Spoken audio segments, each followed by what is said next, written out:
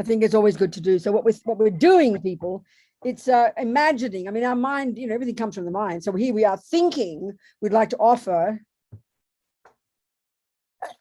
to the Buddha a gift. It's like an offering. Like when you don't go empty-handed when you go to visit a gift. You go to visit a friend, you bring something, or you go to a shop and you ask for an ice cream, you give something in return.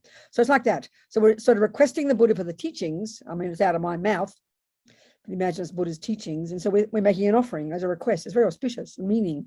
So we're just imagining this mandala, so-called. It's really just the contents. It's our mandala, we humans, and our world, the contents of our world. So it's imagining, using creative imagination, thinking of all the marvelous things of the world that make people happy, piling them all up, and offering to the Buddha as a request for the teaching. So we'll sing this little prayer and imagine that. If it's okay, I'll do it in English. Sure thing, darling. It's lovely. This ground anointed with perfume, strewn with flowers, adorned with Mount Meru, 4 continents, the sun and the moon. I imagine this as a Buddha field and offer it. May all living beings enjoy this pure land. That's good. Okay. And then that little, okay, go. O holy and perfect Lama, from the clouds of compassion that form in the skies of your Dharmakaya wisdom, please release a rain of vast and profound Dharma precisely in accordance with the needs of those to be trained. Then we imagine Buddha happily accepting our offering as we say this little mantra. Idam Guru Mandala Yami. Wonderful. Okay, good. And now we can do another little prayer, which I will lead. And this is just, hang on. Can't see anything. This is stating our motivation, as the Lamas would say. The first 2 lines are expressing our reliance on the Buddha and his teachings. And the second 2 lines are expressing this idea that we're going to listen to these teachings. Why?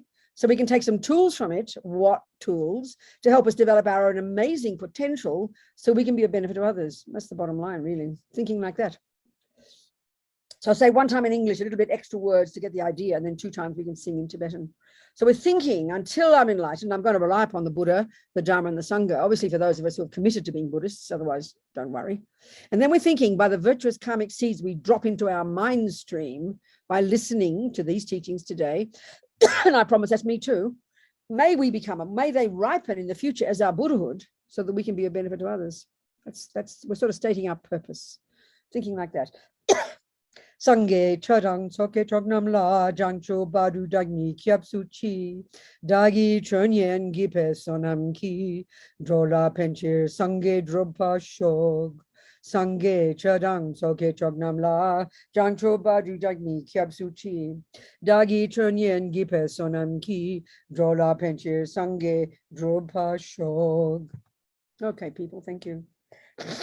All right, so now we're going to talk about this kind of fundamental law that Buddha has observed, and other people before him too, runs the universe. This is really what it is, So the thing is, when we study the Lam Rim, the traditional way of packaging all the teachings from the Buddha, the reference point for learning about karma is that it's it's kind of a whole series of givens there. If you're Tibetan or Indian, it goes without saying that karma is what goes on. Like in the modern world, the assumption we have, which is the scientific view that we're physical, our brain is the mind, and the world, the external world, and we're learning all about the world. They're the views that we take as a given. But if you're coming from the East, if you're coming from Tibet, certainly, which coming from India, the assumption, certainly when Buddhism was flourishing in India, the assumption of the world view was karma. It was just taken for granted. But because it's a brand new idea to us, and still, even if we've been Buddhists for many years, it's still a foreign idea because the whole world doesn't reflect that view back to us. So it's kind of like weird, We sort of sometimes be embarrassed to admit to our friends that we quote unquote believe in karma, like you're some kind of weirdo, So it's presented very differently. It's presented at the very first level of the teachings from the point of view of our not wanting future suffering. So the emphasis is all on negative karma. That's why we get so depressed and kind of miserable. Oh, it's all about harm and going to the lower realms for 42 eons, and it's all kind of hellfire and brimstone. And we just can't hear it properly. So I think it's so important for us to hear it from a different perspective. So what is that perspective? Well, it's first of all, let's look at who Buddha is, reminding ourselves, where does this information come from? This is an incredibly important point to get, I mean, first of all, in our modern world, even again, if we're Buddhists, we still have this assumption that so-called religious philosophy is by definition belief systems. We call them that, belief systems, you know? And why do we say that? Because the assumption in the modern world of religion, that the major religions that we know about, you know, the most prevailing ones, you know, for example, Judaism, you know, Islam, Christianity, those are religious philosophies when they all share at least one thing. There's a creator, so-called God, you know? So that's very strongly a view in the world that means religion. So then you hear you're a Buddhist, or they're kind of a bit different. We think these Buddhists, they don't believe in a creator, but sort of like, then we get all confused, you know? We still treat it as if it is information coming from on high, which by definition you can't prove. That's the view we have. We need to really look at these assumptions because Buddha is so fundamentally different in many ways. Many ways, similarity, you're going to find common ground, and it's good to find the common ground. But in order to understand the Buddhist teachings, we have to understand where it's coming from. It's really important. Otherwise, we get confused, you know? So the commonest way we hear about karma is it's just an alternative to God and punishment and reward. That's exactly how we hear it. That's exactly how we hear it. And that's just completely mistaken. It's not valid. It's not like that at all for Buddha. But because there's so much assumed in the teachings, if you're listening to the Lam Rim, there's so much assumed in there, and it's taught. I mean, these teachings from Tsongkhapa were taught in the 14th century to a bunch of 14th century people who have these views in their bones, you know, for centuries in their own culture coming from India. So we've got to really look at the assumption and the way the words are constructed, the way the concepts are presented. In order for us to hear it properly, we've got to kind of reconfigure them, not make up our own trip, but reconfigure the concept so that we can comprehend the meaning. It's hard to dig through all these assumptions, you know. So first of all, Buddha is not a creator. In Buddhism, there is no such concept that is where he is radically different from the creative religions, radically and totally and fundamentally different. It's so different we can't even hear it, you know, because we assume this idea of a first cause of the universe, and that's a very big deal for Christians. There's a lot of intense philosophical discussion about how there can be a first cause, because by definition, if there is God, a creator, God, nothing came before God. So there's these intense discussions. Well, for Buddha, that's not a viable concept. You study this in great depth when we study in the Buddhist monastic university system. You know, the logic and analysis of what reality is, what is not reality, and so on and so forth. So the fundamental point about the Buddha, we need reminding continuously. He was a regular guy who became a Buddha, rid the mind of his rubbish, all the delusions, and developed to perfection all the goodness and wisdom. That's the implication of the word Buddha. So this is the difference. I know when I always quote this, I gave a talk at a Catholic university, the Catholic University in Australia, in Melbourne one year. I was asked to give a little talk, and I talked, my little topic for 20 minutes was the similarities between the definition of Buddha and God. I mean, I'm not sure if the Catholics liked it. And actually it's extraordinary. I looked in the dictionary, there it is, God. Has three qualities: infinite wisdom, infinite compassion, infinite power. That's exactly the Buddhist analysis, the Mahayana Buddhist analysis, the Buddhist view of a Buddha. And the radical difference is this: the Christians say there is this permanent, uncaused energy that's called God, who then invented the universe, invented me, invented the rules, and that's perfectly fine. And he's the boss, clearly. So therefore the punishment reward model is there, you know, he's the boss. So you do what he says. And if you don't, that's a sin by definition, and you get punished. That's a simpler way of putting it, you know. There are more subtle ways, more refined ways of putting it, that you remove yourself from God, you know, you become oneness with God, so on. They talk like this. So the thing is, the Buddhist view, it's not like that. Buddha also says, don't kill, don't steal, don't lie. But his reason is fundamentally different. We're going to go into this. So Buddha is by definition not a creator. There's no such concept. Buddha would argue with it extensively in detail, great depth. Is one of the fundamental mistakes that comes from the root delusion called ignorance, marigpa. It's a misconception. All you can is hear that. So then Buddha, it was a regular person who, by working on his own mind, perfected his consciousness, rid the mind utterly of all the misconceptions and the delusions. That is what a Buddha is. And Buddha's telling us, Mahayana view, that every mind in the universe, every being, every Sentient, every mind possessor, every sentient being, by definition, their mind possesses that potential. That is the natural potential of all beings. So the teachings are very different. mean, it would be the worst sin of pride to say that you can become God. You cannot say that. You can't say that. But the Buddha says that you become a Buddha. So Buddha, by definition, is not a creator. We don't need creating. This is the Buddha about karma. We're going to get into it. It's coming from this person. And he says, do not believe one word I tell you. Do not. Check it out. And if I'm wrong, reject me. As the Dalai Lama says to us modern people, if you decide to practice Buddha's methodology, then you decide to practice Einstein's methodology to discover whether E does equal whether E does equal to M squared or not. I'm so sorry. I'm so sorry. I'm so sorry.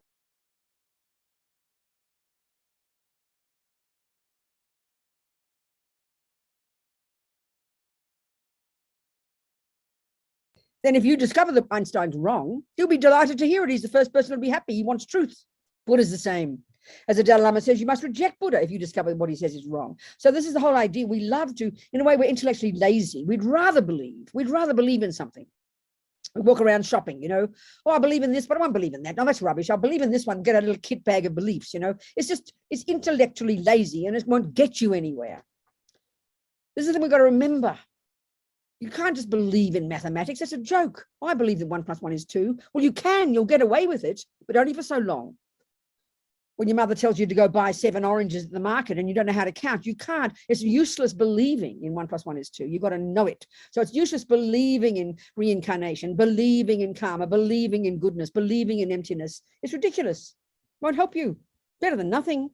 You've got to know it, which means you've got to squeeze your brain, as Lama Yeti says, to find out if it's right or not. And why should we, and this is the interesting point too, this is not how we think in the world. Listen to this. The Buddhist point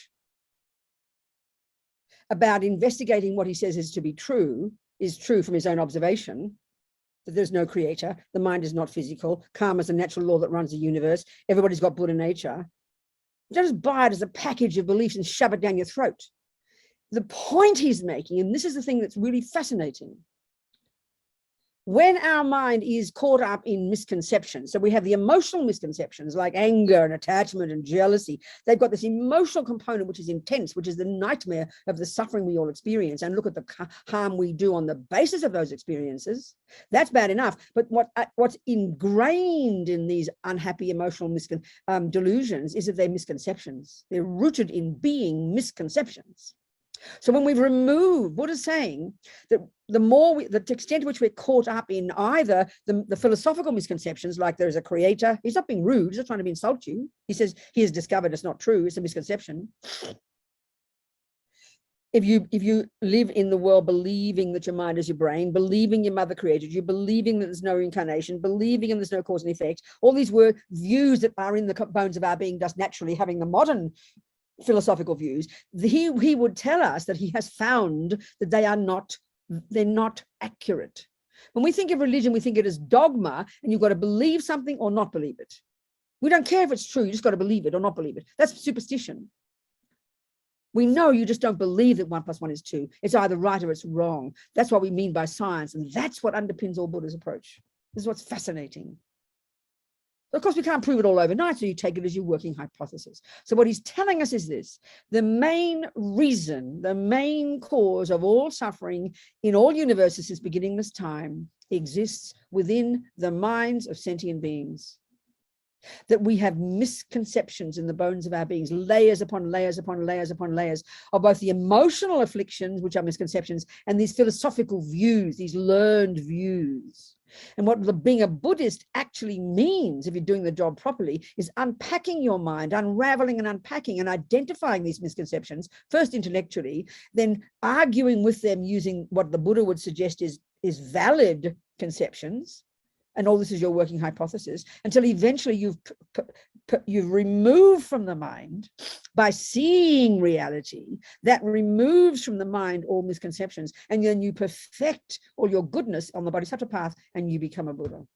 So the extent to which we are caught up in delusions is the extent to which we are miserable, and therefore harm others. And the extent to which we get rid of those and replace them with valid states of mind, which are in sync with reality, is the extent to which, one, we are happy, and the extent to which we can help others. That's what Buddha's saying. That's the approach in Buddhism. That's the approach. It mightn't be evident initially, but that's the approach. That's what underpinning all of Buddha's teachings, all of Buddha's methodology, all of Buddha's practices, is learning to bring our mind into sync with how things exist.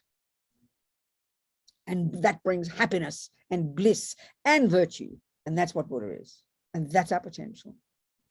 So the way to listen to Buddha's teachings is exactly the way you would listen if I were Einstein telling you about E equals MC squared. You listen to them with your intelligent hat on.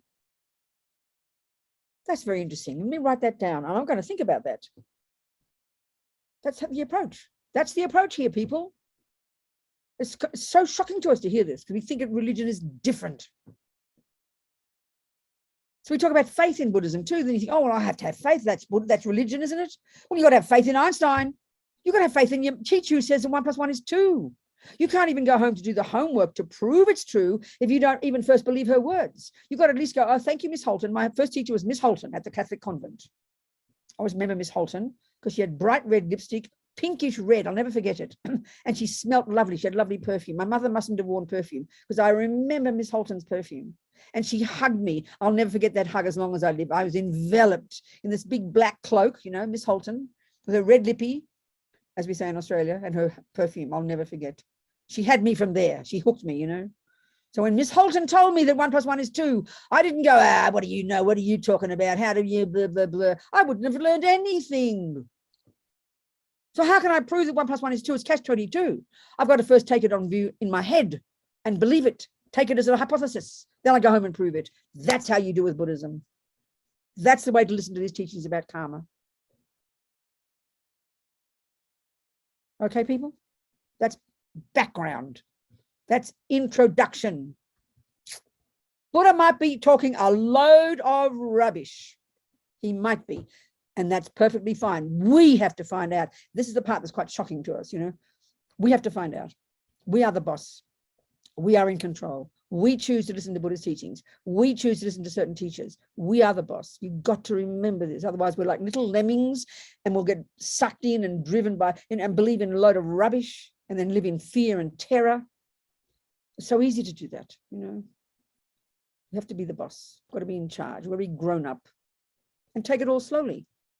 I mean, if you don't want to think about karma, no one says you should.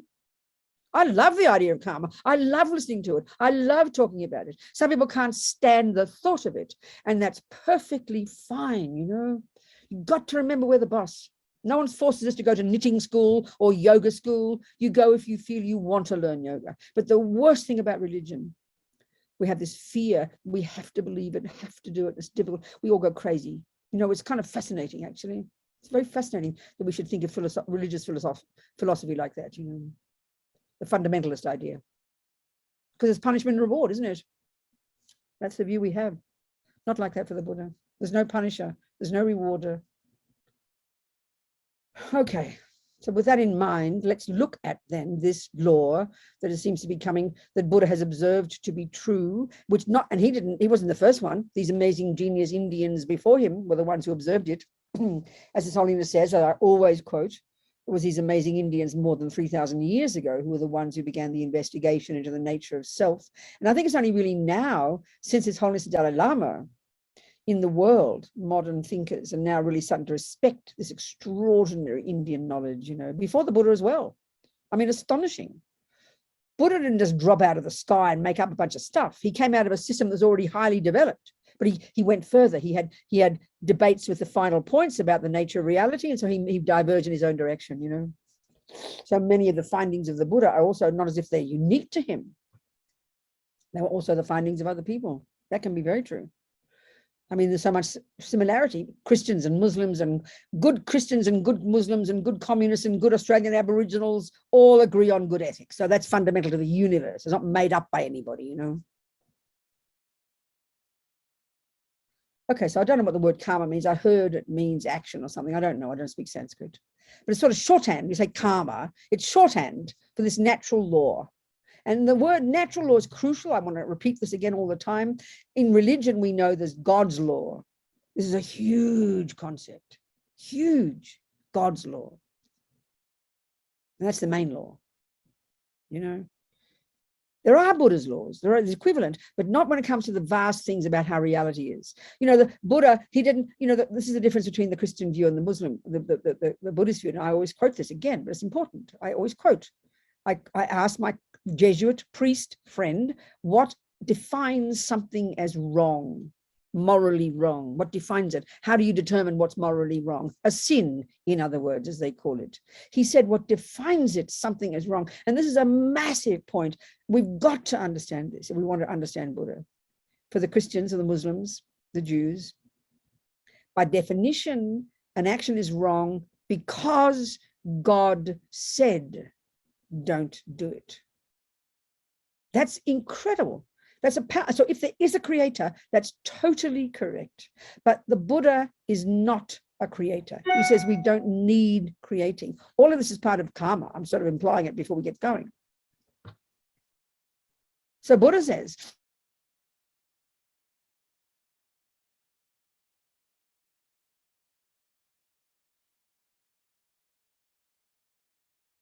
fact is the fact that it's against God's will, because God said not to do it.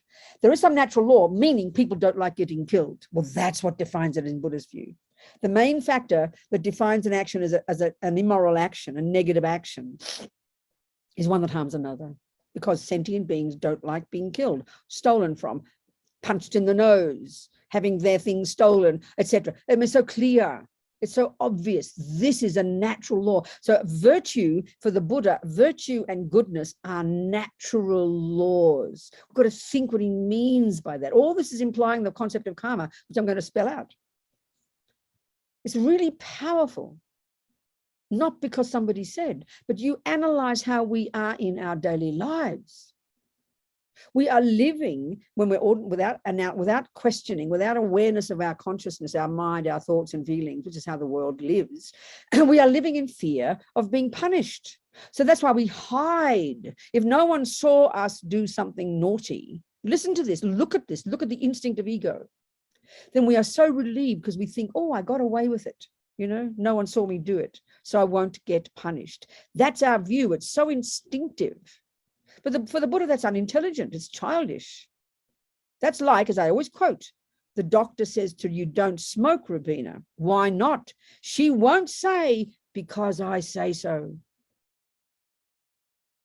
And if you think it's that, and then when you go home and you see she's not there, if you believe it's punishment, that cancer is punishment at the hands of your doctor, then when you go home and you see the doctor's not there, oh, she's not here, so out come the Marlboros. I won't get cancer because I'm getting away with it. That's actually the view of morality deep in the bones of most ordinary beings, all of us, unless we analyze it. It's actually a function of the root delusion in Buddhism, the function of this deep primordial dualistic view of a separate me. It's one of the functions of these delusions, which as we progress, Buddha says, we will rid the mind of. It's made up. It's not valid. It's childish, but we're all like that as ego.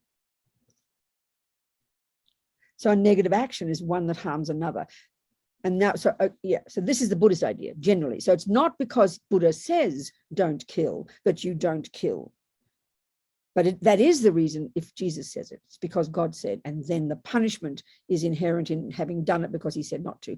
This is important to see the difference. But we hear the Buddhist view like that. That's why we get guilty. That's why we feel, when we want to blame, and then we think it's all fundamentalist, and then we think I'm going to be punished, I'm going to go to hell, and I'm a bad person. All that talk, all that neurotic way we feel is rooted in this primordial misconception that Buddha says is made up by our deluded mind. You know, so we've got to analyze this stuff and look into it gradually, unpack. We've got to be grown up, got to be big girls and boys, you know.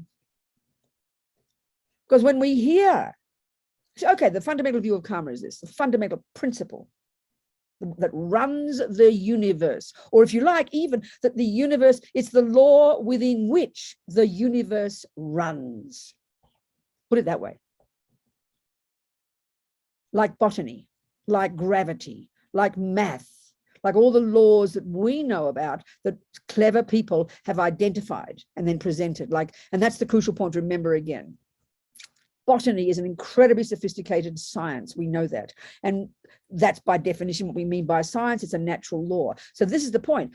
A botanist doesn't invent botany. They have observed the natural world, observed growing things, and with their intelligence have identified laws and have then proved them, codified them, and presented them. We know that's called science. Well, that is the law of karma presented by the Buddha. Exactly the same, not a fraction of difference. So as we know, if you're clever enough, you can learn what the botanists learn. Buddha says the same. You can learn this too, because it's observed by mind, and you have a mind. You're a mind possessor. Okay, it's going to take time. Don't hold your breath. But it's not made up. It's not then squashed down your throat because you can't prove it. That's the difference. We have to keep remembering that.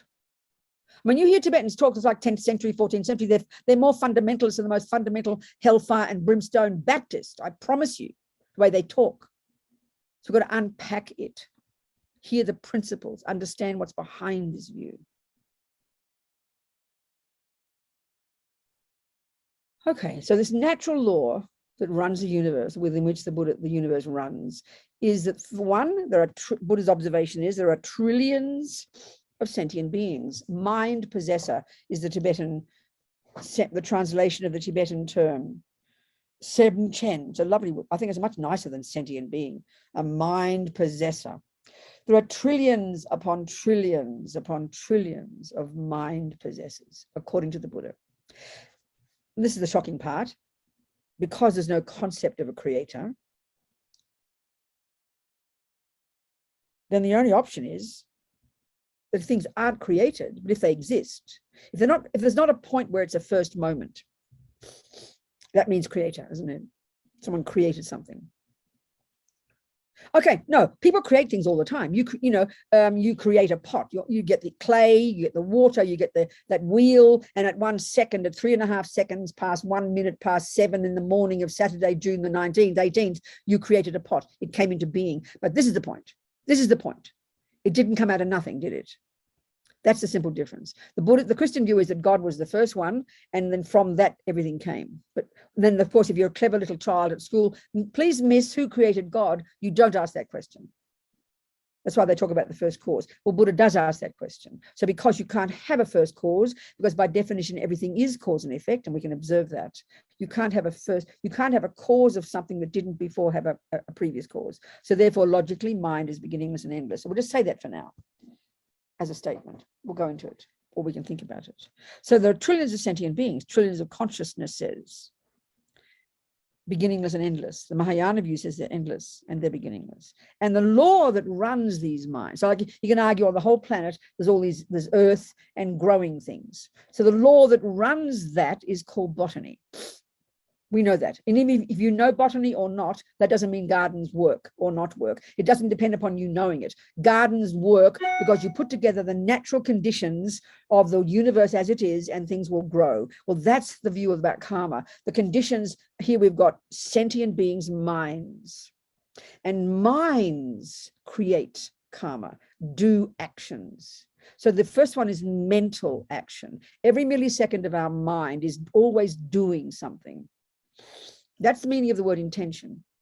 When we learn Buddhist psychology in more depth, you learn the different contents, the parts of your mind. Like when you learn, about your hand, you learn the details of all the fingers and the muscles and the bits and pieces that make up a hand. That's the view of the mind here. We're not discussing the brain. We're discussing the contents of the mind, the components that make up one's mind. And some of those are positive, neurotic states, good states of mind. Some are neurotic, ridiculous ones. And some of these mechanics of the mind, I like to call.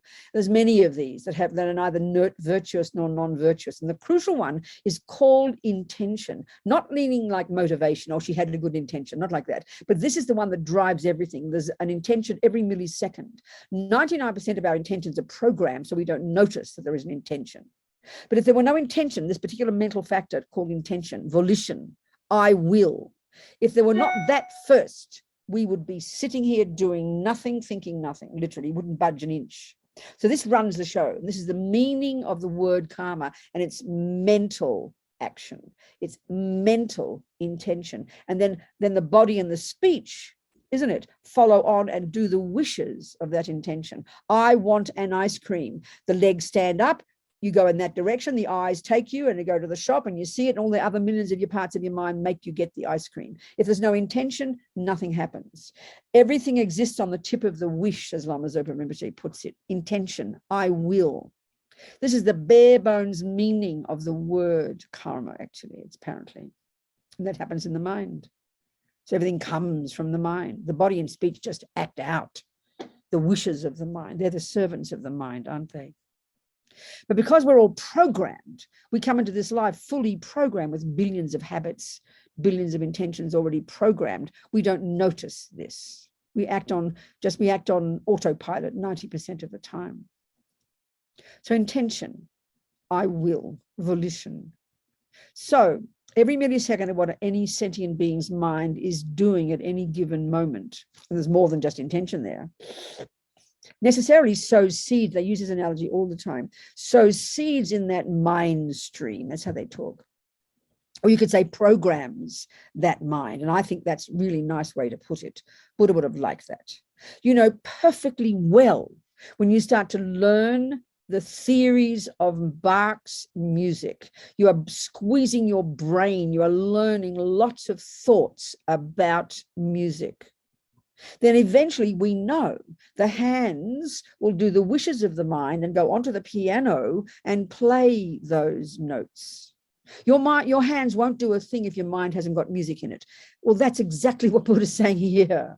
If your mind doesn't have anger in it, your hand won't punch. If your mind doesn't have the thought to steal, your hand won't take something. If your mind hasn't got attachment in it, your hand won't put the fourth piece of cake into the mouth. But we're so used to thinking of this big glob of me. I'm a big lump of me plodding through life. But this marvelous way that Buddhism breaks up levels of practice, I like it a lot, is into the practices of the body, practices of the speech, and then there's practices of the mind. And given that the body and speech are the servants of the mind, we start with those. So at the very first level of practice in Buddhist presentation of practice, abiding by the laws of karma, quote unquote, means controlling, disciplining the servants of your mind. Okay, disciplining them in what sense? Well, okay, this brings us to the next fundamental principle of the law of karma, which is that everything we think and do and say, as I said, leaves seeds in the mind, imprints in the mind, tendencies in the mind, programs the mind, right? So now the next level of detail is every millisecond of whatever is labeled negative or non-virtuous. We've got to understand those words, don't get nervous. Will program the mind, which was driven by a neurotic state of mind, a delusion, a misconception, will program the mind in inappropriate ways. So it'll ripen in the future. Karma actions, intentional actions ripen in 4 ways in the future. We're going to unpack this. 1, as a type of rebirth. 2, as a tendency to keep doing it. 3 is as an experience of it happening to you. And 4, even the way the physical world impacts upon us. So clearly, this seems really like mystical when we first hear it. It sounds hilarious that what I do now can produce the type of environment I experience in the future. It sounds demented because we don't think there's any relationship between me and the outside world. As we understand the teachings in more depth and we learn about emptiness and dependent arising in Buddhism and learn more depth about karma, we will know that everything we experience is tracked back to the things that my mind do. It's much more, it's primordially subtle, but this is the principle. So at the beginning, we learn the simple principles. You don't go and delve in deep into the subtleties of botany when you first study it. You learn the basic principles.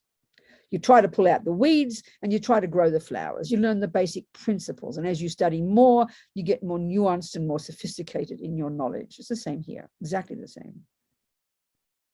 So every millisecond of what we think and do and say that's labeled negative, which is an action we do with our body and speech, driven by one of the neuroses, like attachment or anger or pride or whatever, will naturally ripen as future suffering. type of rebirth, tendency, experience, environment. Equally, any action we do with our body and speech is driven by love, kindness, wisdom, generosity, forgiveness, will naturally program the mind with a positive tendency, a positive seed that will ripen in the same 4 ways in the future, but as happiness. So the principle is pretty simple. Negative actions ripen as suffering, positive actions ripen as happiness. So the key word there is ripen, not if you're bad, you will get punished. If you are good, you will get rewarded. That's how we hear it. But if there's no punisher and there's no rewarder, it is a natural law that we do. We are the boss. We do it to ourselves. We know, you see, we know this when it comes to the body. We know if I eat the wrong food, I will suffer. We know it's not somebody punishing me. We know that. But when it comes to religious philosophy, that's how we hear it, because that's the creator principle. But Buddha's not a creator.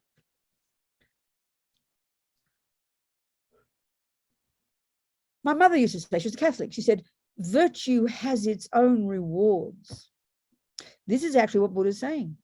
And I think we can forget about future lives, okay? Forget about even tomorrow. I think we can prove ourselves experientially what Buddha's saying is true, which means it's not made up. Anybody who's a reasonable person can see it. If you look at yourself sitting in there one day on your own in your house, no one around, no one seeing you, no one judging you, and you're angry all day. You're mad at the television, you're mad at the iPad, you kick the dog, you're mad at your husband, you're angry all day, upset. You know, what do you think? No one sees you, no one hears you. By the end of the day, how do you think you'll feel? Think about that. This is the simplest point in the whole universe. How do you think you'll feel? Totally horrible. I mean, that has to be absolute scientific proof that anger causes you suffering. But our problem is, we think it's the husband who's the cause of the suffering. Even though I'm angry, we think I'm allowed to be angry. So we try to get off the hook. That's our big problem. That's why we can't even see that we produce ourselves. And that's the fundamental point that Buddha's making. Just by how we think even now, forget future lives. Just how we think and act now produces the person we become. We know it when it comes to the body. We know it when it comes to creative pursuits. When you sit there and study Bach's music all day, you squeeze your brain, you internalize all the theories and you play the piano. Who do you think produced the piano player? Not Bach, not the Steinway piano, not your teacher. They're all part of it. You produce the musician. So you produce an angry person, you produce a loving person, you produce a kind person. The point is so simple, but we're so disconnected from it that we really believe we are produced by external conditions. They do play a role. Your piano does play a role. You know, your teacher does play a role, but you produce the musician. Well, we produce a happy person or a suffering person. This is the essence of what Buddha's saying with karma, the essence. But even this would seem simple. We've got to really think it through. When we do, we start to take responsibility. Because the world is a horrible place. It's true. People do terrible things to us. And we have terrible conditions. We have terrible sicknesses. And bad things do happen to us. There is no question. But when we get this one clear, it drives, it's the basis of all our practice, this sense of responsibility that you extend to, you know, the mind coming from before. You come into this, you extend it to that concept, that what's in your mind, you put there. You bring it with you. This is how you extend that view to a past and future life. And whatever you do now programs you into the person you become tomorrow, next day, and next life. So to extend the logic of it from, you know, because mind is beginningless and endless, Buddha says, it doesn't come from a creator. One of the key things that in Buddhist psychology, the Buddhist philosophy and psychology, we need to learn this principle, which is a shock to us, is that we don't come from anyone else. This is a shock. I mean, if you're a Christian and you're a materialist, at least one view that you share is that you are the product of someone out there. That's a very, very wacky idea for the Buddha. External conditions do impact upon us. You cannot argue. But the main player is one's own mind. This is the Buddha's point. The main player the main cause of my happy experiences and my suffering experiences is me. I mean, we hear it as blame, but actually it's encouraging, it's empowering. When I first heard the views of karma, this is one of the main things that I really felt had been missing in my life. I loved this view. It's empowering, you know, because it says we're in charge. And if I'm in charge, I can change things, you know, rather than the view of I'm bad, I'm going to go to the lower realms, I'm evil, you know, I'm going to get punished. This fundamentalist view we have, very fixed, very concrete, very unnuanced, very uninterdependent. We fall into that trap. It's the fundamentalist one, you know. We're terrified of being judged. That's what guilt is, you know. So the fundamental principle is that there are trillions of minds, or forget the other minds, just yourself, that whatever your mind does, second by second by second, millisecond by millisecond by millisecond, drop seeds in your mind. And everything you do and say on the basis of that drop seeds in your programs your mind. And then these seeds will ripen. They don't ripen immediately, they take time. And they ripen, you're sort of gradually producing the person you become. You're producing the person you become. That's the principle behind karma. And that the next detail is that whatever's labeled negative will ripen as suffering, and whatever's labeled positive will ripen as happiness. And of course, these are simple words, but they're obviously, the more detail we look into it, the more subtle it is, the more nuanced it is. We have to learn that. But you start with the simple principles, don't you? I mean, you start at the beginning with botany. You don't sow weeds and you pull them out, and you try to sow flowers. But as you become more sophisticated at botany, you can find ways to even use weeds as medicine. Of course, you can do that, but you've got to start with the simple principles first. So the starting point, therefore, Buddha, his very first instruction, you know, as a doctor, if we turn to the Buddha and say, please give me some advice, because he's not a boss, he's not the boss, he's not our creator. He can't tell us what to do. We have to decide. We want his advice. So we do decide to follow Buddha's advice. We think he's a good doctor. We've checked up on him. He would first, the very first level of practice, very first, he exhorts us to at least refrain from using our body and speech, doing actions that harm others. That's his first level of practice, very, very first. And this is the point that, again, is fundamentally important to get. If Jesus also says, you know, Jesus and Buddha, they would have shaken hands and agreed with each other. You say don't kill, yeah, I say the same thing. You don't lie, yeah, say me, oh, we're good, we're on the same track. Buddha and Jesus would have liked each other. The difference. If you ask the Buddha why, if you ask Jesus, why should I not kill? And you should ask him, don't just do what he says. He will tell you, like I said before, it's because, Robina, you're the product of God. God is the boss, and God says don't kill. And then I'll say, well, Jesus, what happens if I do? Well, you know, you're going to cut yourself from God. You're going to get punished. Now, that's the view. Buddha would say that's a dualistic view. He's not being rude. It's pretty good you follow your life like that, lead your life that way. You'll be a good girl. But the Buddha would say fundamentally, he would disagree with that. Because Buddha would say the same thing, don't kill. But his reason is why shouldn't I kill for the Buddha? This is the thing, this is the difference now. There's two things. One, he will say, well, what defines an action, Robina, as a negative one? A heavy one is one that you do with your body or your speech, driven by a delusion that harms another. That's how I will define a negative action. It's a natural law, because you ask that mouse, check the mouse, does it like getting mangled and killed? And you'll observe its body language, and it's pretty clear it doesn't. So that's how I've come up with the concept that it's a negative action, because the mouse doesn't like to get killed. But Robina, at this point in your practice, and especially throughout the rest of your practice, the direct reason at this point that I'm exhorting you not to do it, that I'm advising you not to do it, Robina, isn't because the mouse doesn't like it. That comes later, that's compassion. Is, you know what, Robina? Because that action that you do of killing that mouse, driven by your anger, will sow a seed in your mind that will ripen in the future as your lower realm rebirth, as a tendency to keep killing, as an experience of you getting killed and of the environment harming you. So of course that's what he's saying. So it's just like the doctor, why shouldn't I smoke?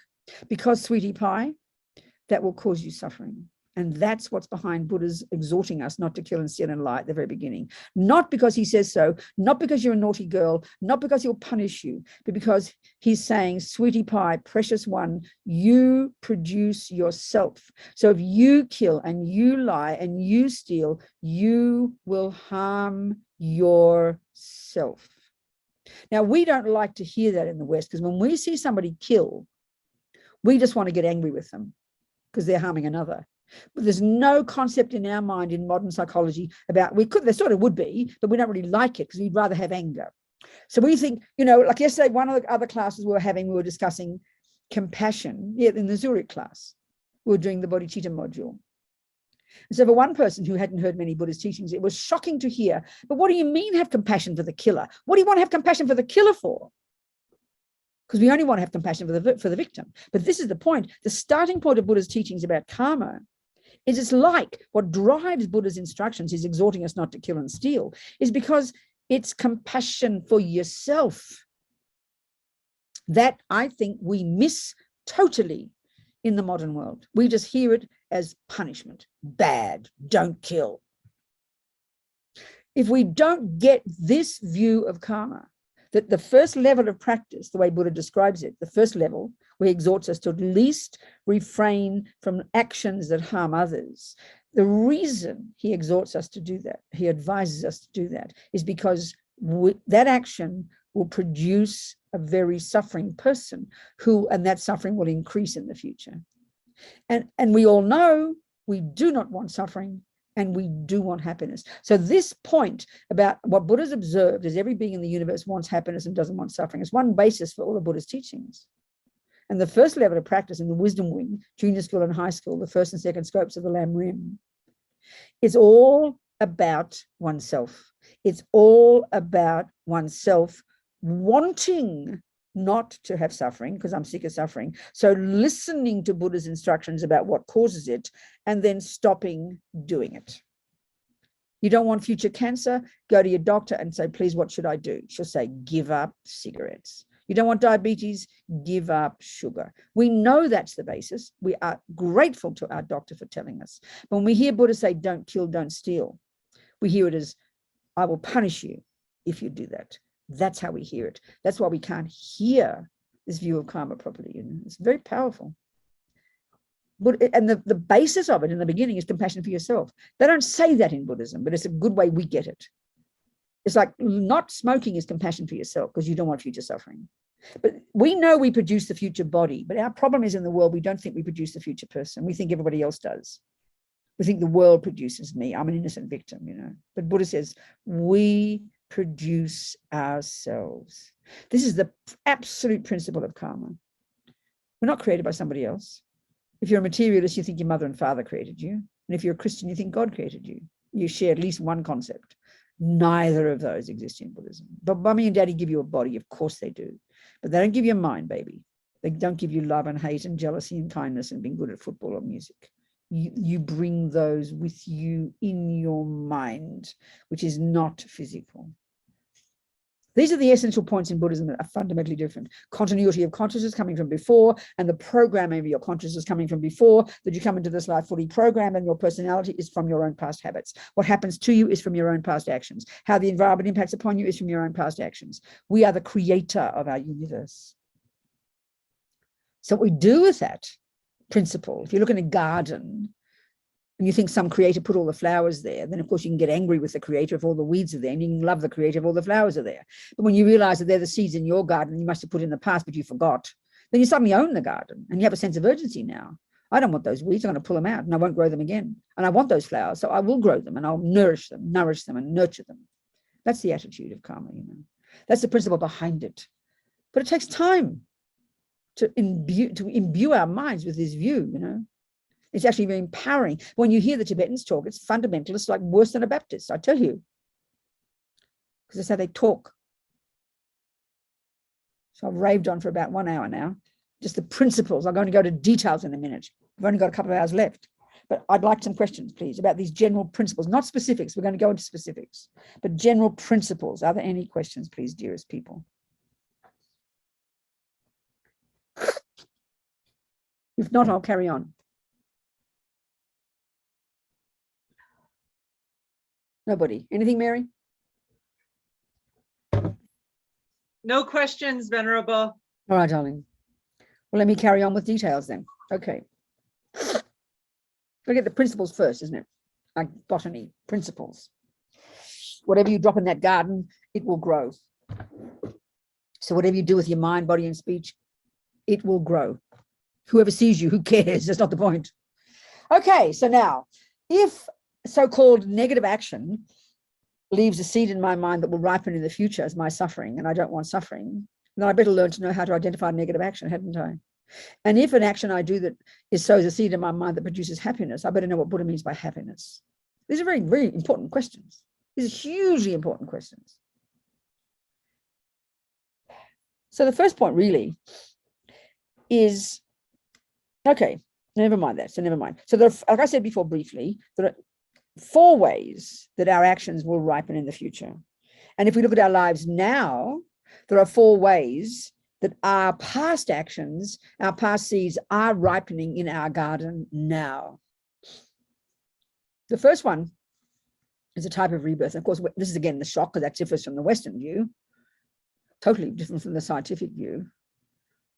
But this is similar in some ways to the Christian view and the Muslim view, that, you know, you can turn into somebody else after you die. But there's a very big difference in Buddhism is that the Christians would say you come from God, but you might go to another realm after you die. The Muslims say the same. The Jews, I'm not sure about the Jews. I never quite work out what they think. They always give me different ideas. I never quite know. But the Buddhist view is, no, you haven't come from anybody. You've come from previous moments of your own mind. That's the radical difference.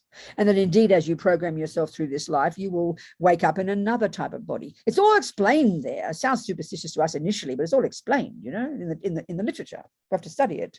So, okay, the first way that our actions ripen in the future will be as a type of rebirth. So as we know, roughly, Buddha would assert a whole range of types of sentient beings, mind possessors. They've all, the one constant is that they've all got a mind. So I think the Vajrayana model, I find this quite helpful to understand. The Vajrayana model of the universe describes how the physical world is made of the 4 elements, earth, air, fire, water. This used to be how we'd think in our scientific views a few hundred years ago, wasn't it? We talked about the 4 elements. We don't talk about that now. We talk about hundreds of elements, different views altogether. But this is the view that still drives the Chinese view of acupuncture. It drives all the Ayurvedic systems. It drives the Tibetan Buddhist system, the Tibetan medical system. It's still a view in the world that quite coherent and that is expressed in medical systems. It's very interesting. So the Tibetan medical system is completely based on this.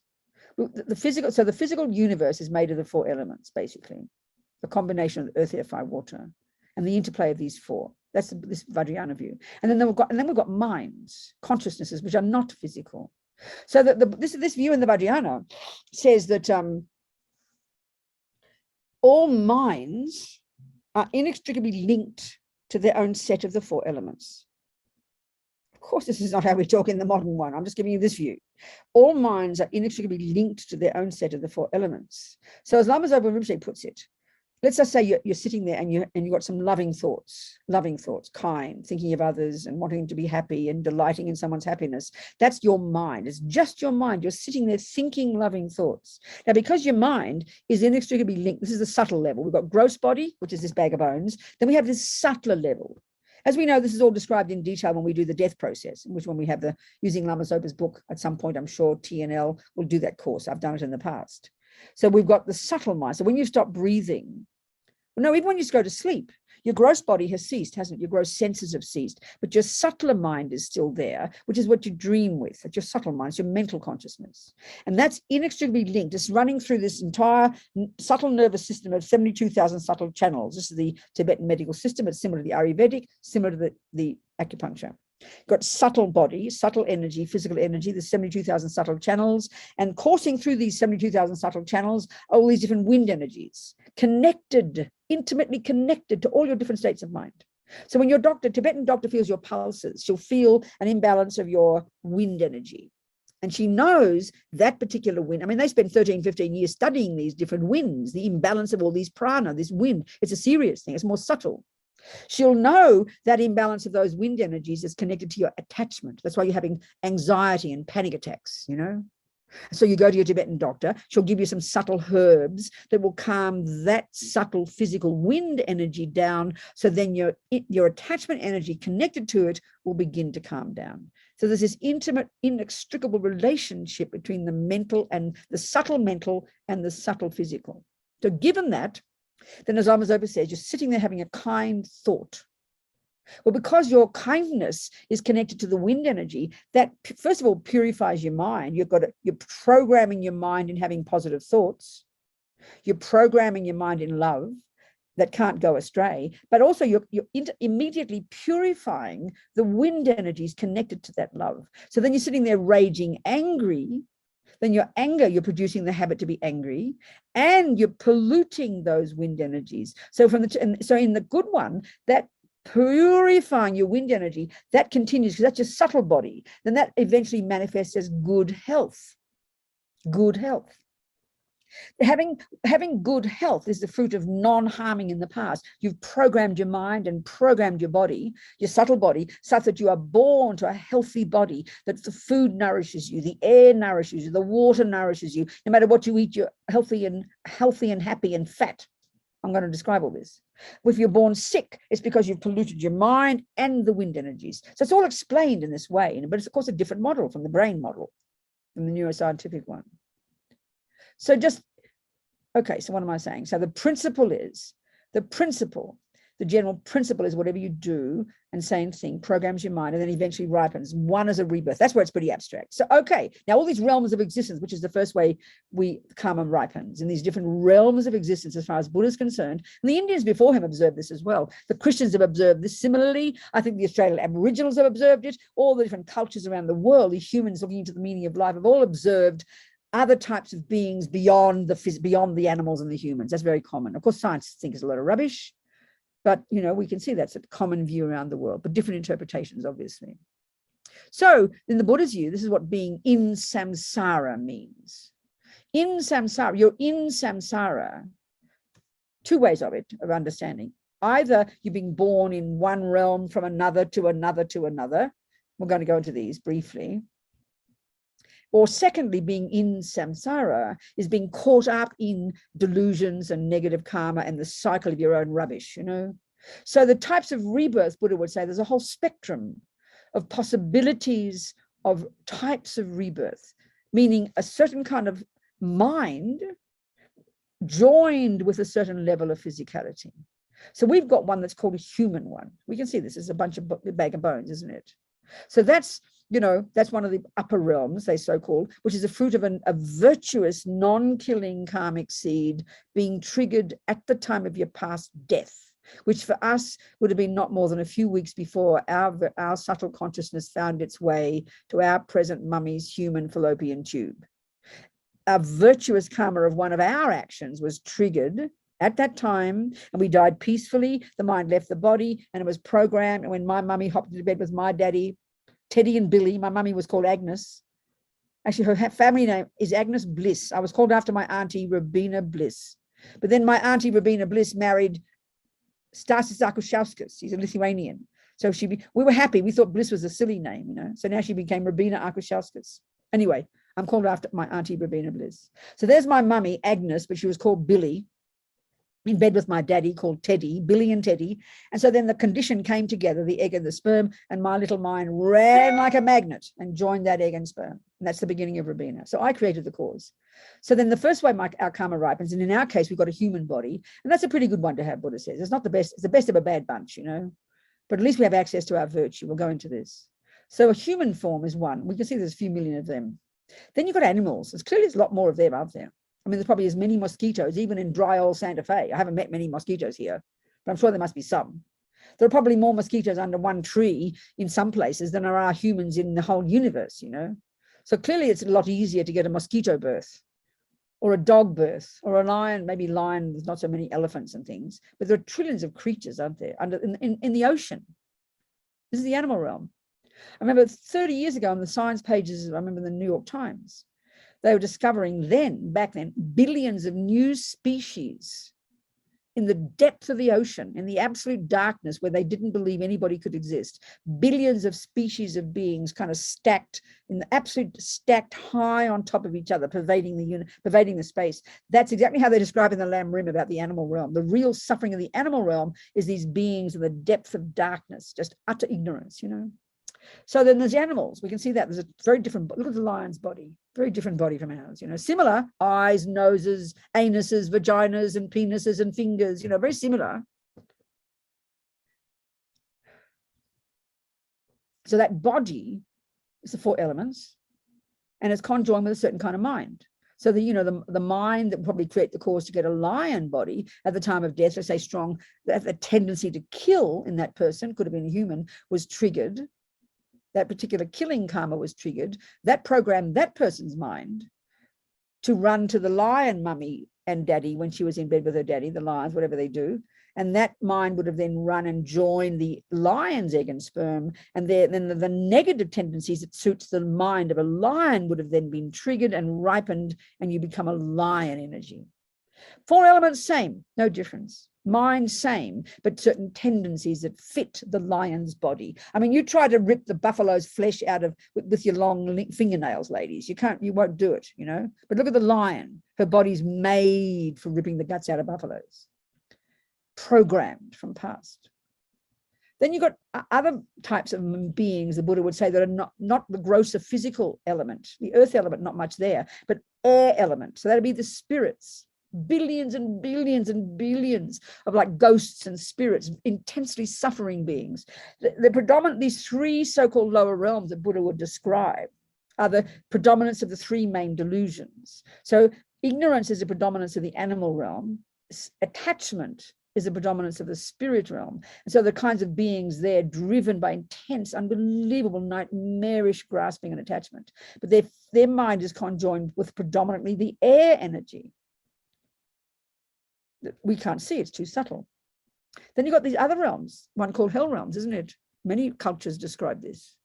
The predominance of anger energy. So you could argue there, of the 4 elements, you could argue this, the mind is conjoined with a fire element. So minds are beginningless and endless. Minds create their own causes and create their own experiences. And so then due to that, we take a type of rebirth. No one's running this. It's not punishment and reward. There's no one running the show. That's the thing that's quite shocking to us. We think of it as punishment and reward.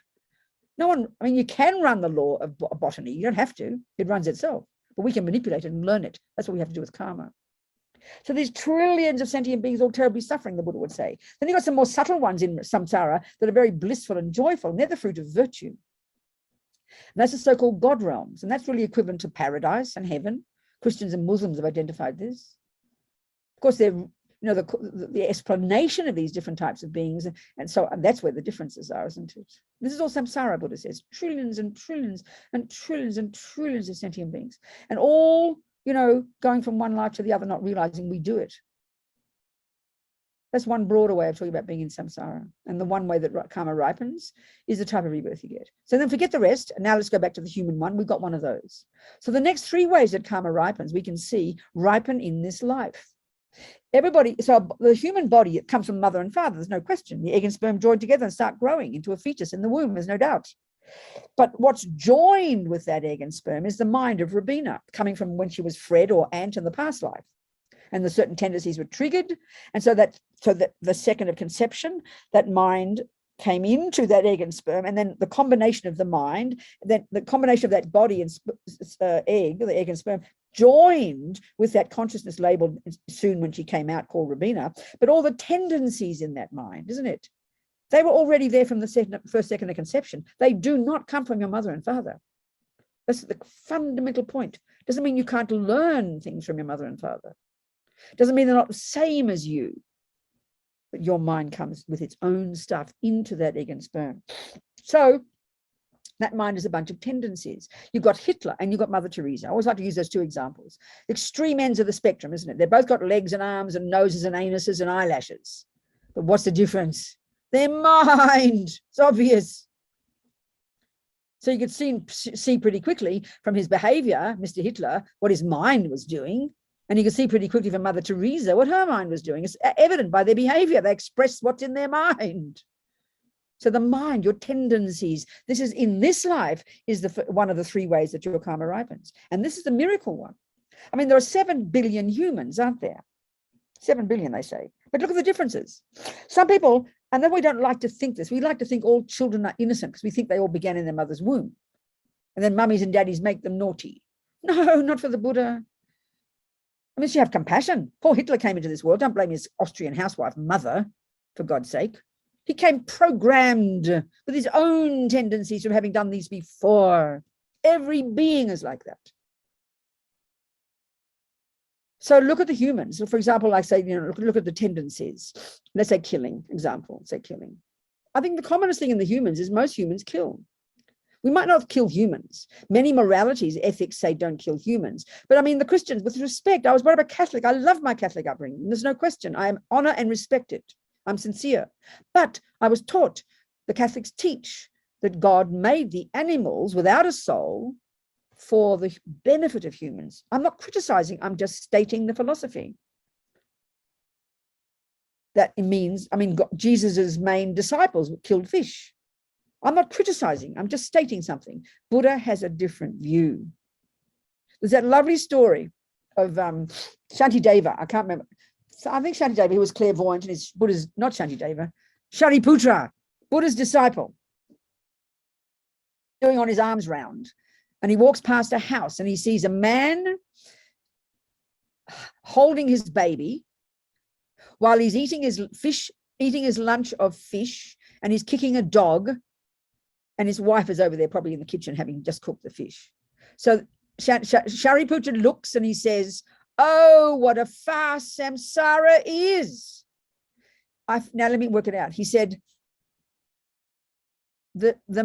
he eats his father while he holds his enemy, and while he's kicking his mother.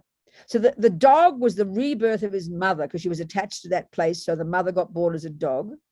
Then while he's eating the bones, that's right, and he's eating the bone, he's eating his father, who was a fish from the pond in the back.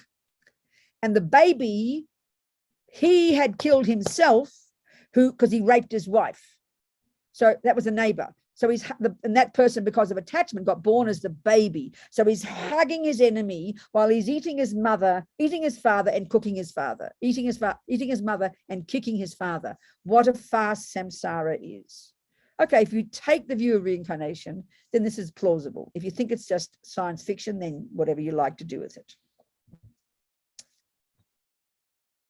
So the first way our karma ripens, we won the lottery. We didn't really, it was hard work. We got a human body. And the reason a human body is better than a lion's body, it's not being hierarchical, it's not being mean to lions, is because the difference, the crucial piece is the difference in our mind. We have access to virtue, some virtue, if we're fortunate. Look at us, that's the one miracle of some humans. We've got access to virtue. The lion, as much as you tell her that buffalo does not like having her guts ripped out alive, she has literally not a possibility in the universe, as long as she's got a lion's mind, to even begin to comprehend that. Because why? Because her ignorance, her root delusion, is 1 billion times more stronger than ours. Her attachment to get what she wants is 1 billion times stronger. And her aggression to get what she wants is 1 billion times stronger. Therefore, she's utterly, absolutely ignorant of the fact that even as the buffalo is screaming in agony, she's as blind as a bat because of the delusions in her mind. So the animal birth, the animal mind, is predominance of the delusions. And their virtues are all there. The karmic imprints of their virtues are there, but they're buried under the weeds of the delusions. Not possible to see. There's no nuance in the mind. There's no awareness. There's no dependent arising. And there's unbelievable suffering of being an animal's mind. So this is shocking to us because we don't think animals suffer at all, because we have a different view.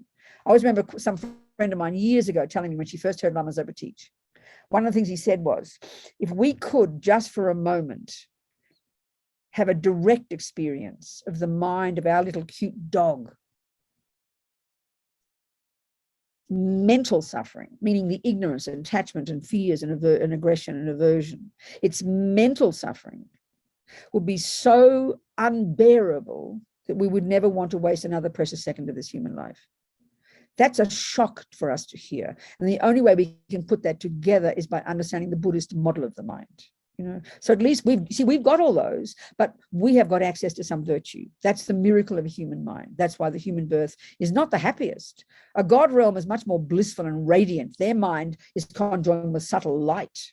Their elements have manifested as like subtle light because of virtue. There's blissful joyfulness for eons, but there's no access to virtue, and that joyfulness, that bliss will run out because the karma will run out. From the Hindu perspective, from the Christian perspective, that's the kind of, not quite, no, the Hindus have a more subtle level, but the Christians, that's liberation, that's final, not for the Buddha. That's still in samsara. So the second way our karma ripens is tendencies. So look in the mind of humans, billions of humans, but look, they've got a human body because of past virtue, past non-killing. But look at the tendency to kill. Most humans have a tendency to kill.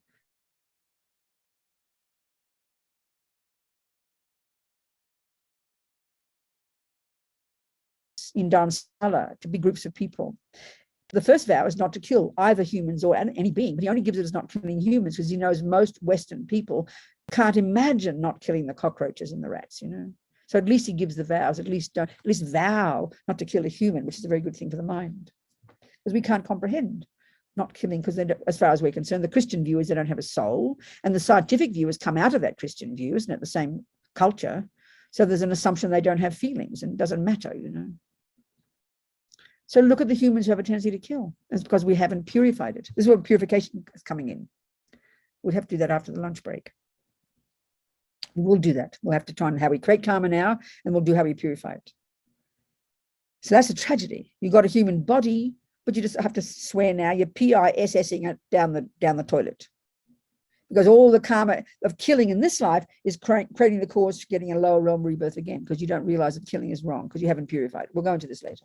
The third way our karma ripens is as an experience. They call it as an experience similar to the cause. So that's, look at it, we're very social beings, aren't we? We all live in relation to others. We don't live in isolation. All beings, look at the animals. Creatures, humans, we're all very interdependently connected to other sentient beings. That means we have impact upon each other. That means we harm each other and help each other. Look at the world. So look at your own life. Think about this. From the time you were born up until now, you can definitely say that your life has consisted of meeting sentient beings, the rats, the cockroaches, the rapist, the mean father, the boss down the road who's abusing you, whatever. Beings who harm you, isn't it? And then you've got another group of people, and maybe sometimes they're the same ones, who help you. Think about it. They're called friends and enemies. There's all the strangers, you know, they do neither until they become a friend or an enemy. So we basically are very interdependently locked into lives with each other, punching and kicking and loving and screaming and kind, life after life after life, repaying the kindness or the harm. We're like a joke, you know, meeting each other again and again, Buddha says. And because there's a natural law, it's not a possibility that anything anyone does to you, even for a millisecond, can happen randomly. There's nothing in that garden out there that can just be random, that can't come from a seed. That's a bizarre idea.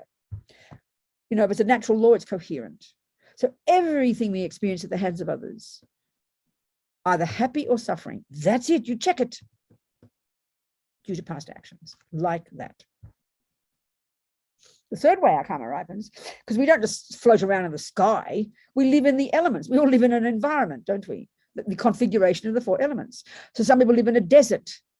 Some people live in a tropics. You know, if you live in, like some live in a coin, like Santa Fe. I think I met one fly here in the 2 years I've been here, just recently. A fly was buzzing around my window. It smelt my cooking. One fly I've met ever in 2 years. In Australia, you got to wear a thing over your face because you get eaten by the flies, you know. I mean, in India, in the rainy season, it's like Jurassic Park, I promise. I'll never forget in the rainy season one time in a hotel, and then the dusk came and the glass door, it was like this, like the birds, it was like Hitchcock. These beings smashing up against the glass. You can't believe it. Or going to the Bodh Gaya Stupa. At dusk, it's a carpet of big fat creatures. It's unbelievable the number of beings you're going to meet, you know, depends on the situation. So we know we meet kind people, we meet ugly people, people lie to us, people don't like us, people steal, people give. We know this. And our shocking thing, of course, in the materialist model, there's no explanation for why you meet a person who gives you, you know, you win the lottery, we call it good luck. Or someone punches you, we call it bad luck. We believe in good luck and bad luck, which means flowers and herbs are just good luck and bad luck. No, that's superstition. They're the product of a natural law. So whatever happens to us at the hands of others is called the experiences. My experiences similar to the cause. What cause? Your past cause. So first is the intentions, the tendencies similar to the cause, your own mind itself. Then your experiences similar to the cause. And then the fourth one, birth, intentions, experience. And the fourth one, the physical world, how it impacts upon you. Peaceful, ugly, nourishing, smelly, beautiful. Look at it. Everybody has a different environment. We can see that. So look at COVID. This is a fascinating example of two ways that karma ripens. Here, the experience similar to the cause of past killing is that you get sick or die young. No, sorry, you die young or you get killed. Well, look at the millions of people who've died from COVID. Die young and they've got killed. Now, maybe they didn't get killed. That's died from sickness, isn't it? They died young or died before their time. Then the environmental result of killing is that the physical world itself causes you to get sick. Well, what is the physical world in this case? Other human beings. That's not called experiences similar to the cause. This is environmental karma. When just you kiss your mother, you breathe in the breath of your boyfriend, you're going to get sick. I mean, that's how we get flu and everything. So really the physical world, how it impacts upon us, which can include other humans. And the environmental karma takes the longest to ripen. And look at it, it's universal. Millions of people all over the world, similar experience, So everything any sentient being ever experiences second by second, from the point of view of the environment, from the point of view of other sentient beings, from the point of view of their own mind, main cause of all these, their past actions. It's not a complicated concept, but it's so radically different from what we think. And from the materialist view and from the Christian view, we can't hear it. That's it, isn't it? So now it's, what time is lunch break, Mary? At high noon, mountain time. Okay, lots of time. So questions now, people. Yes, Gisela. Yes, Gisela, talk to me. Thank you, Robina. So one of my questions is, you're talking in regards to our different, can you hear me? Yes, I can.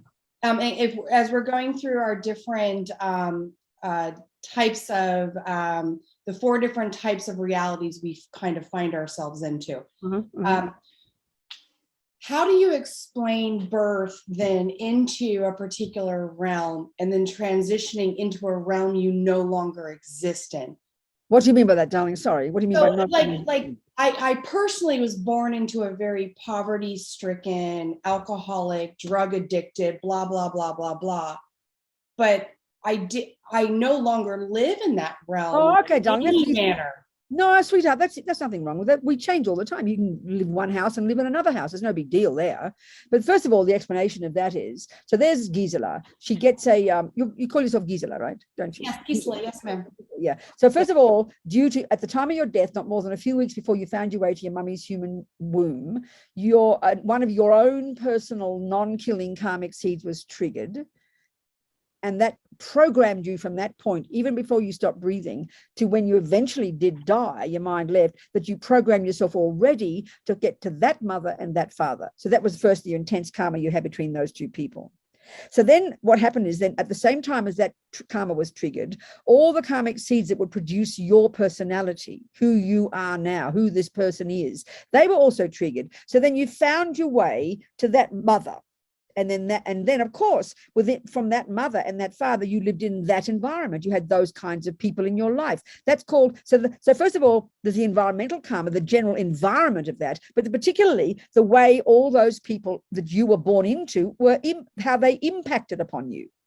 That's due to your past karma, that you met alcoholics and maniacs and deluded people, or who abused you or loved you or whatever. And then due to your own particular tendencies, you decided, I'm out of here, baby. So you left. But look how some people don't even know how to make that decision. They live like that for the rest of their lives because you feel paralyzed by it, So that's due to your past karma, that you have the karma to have these people in your life, sweetheart. Do you understand? I do.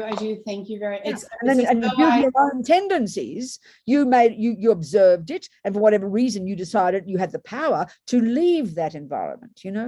I will agree. I agree. You're very fortunate that you had good, virtuous thoughts, and you know that you could lead your own life. That's very marvelous. Well done. Thank you, Robina. Well done. Yes, Barbara. Hello, sweetheart. Happy to see you. Hi, Venerable Robina. Yes. The question that I have is, I understand the concepts of what one does to get a lower rebirth. What I don't understand is how to not get a higher rebirth. What do you mean by Because not get? to not get a higher rebirth, because that eventually, at least with the human rebirth, I can continue Oh, on you the mean the path. God rebirth? You mean the God realms?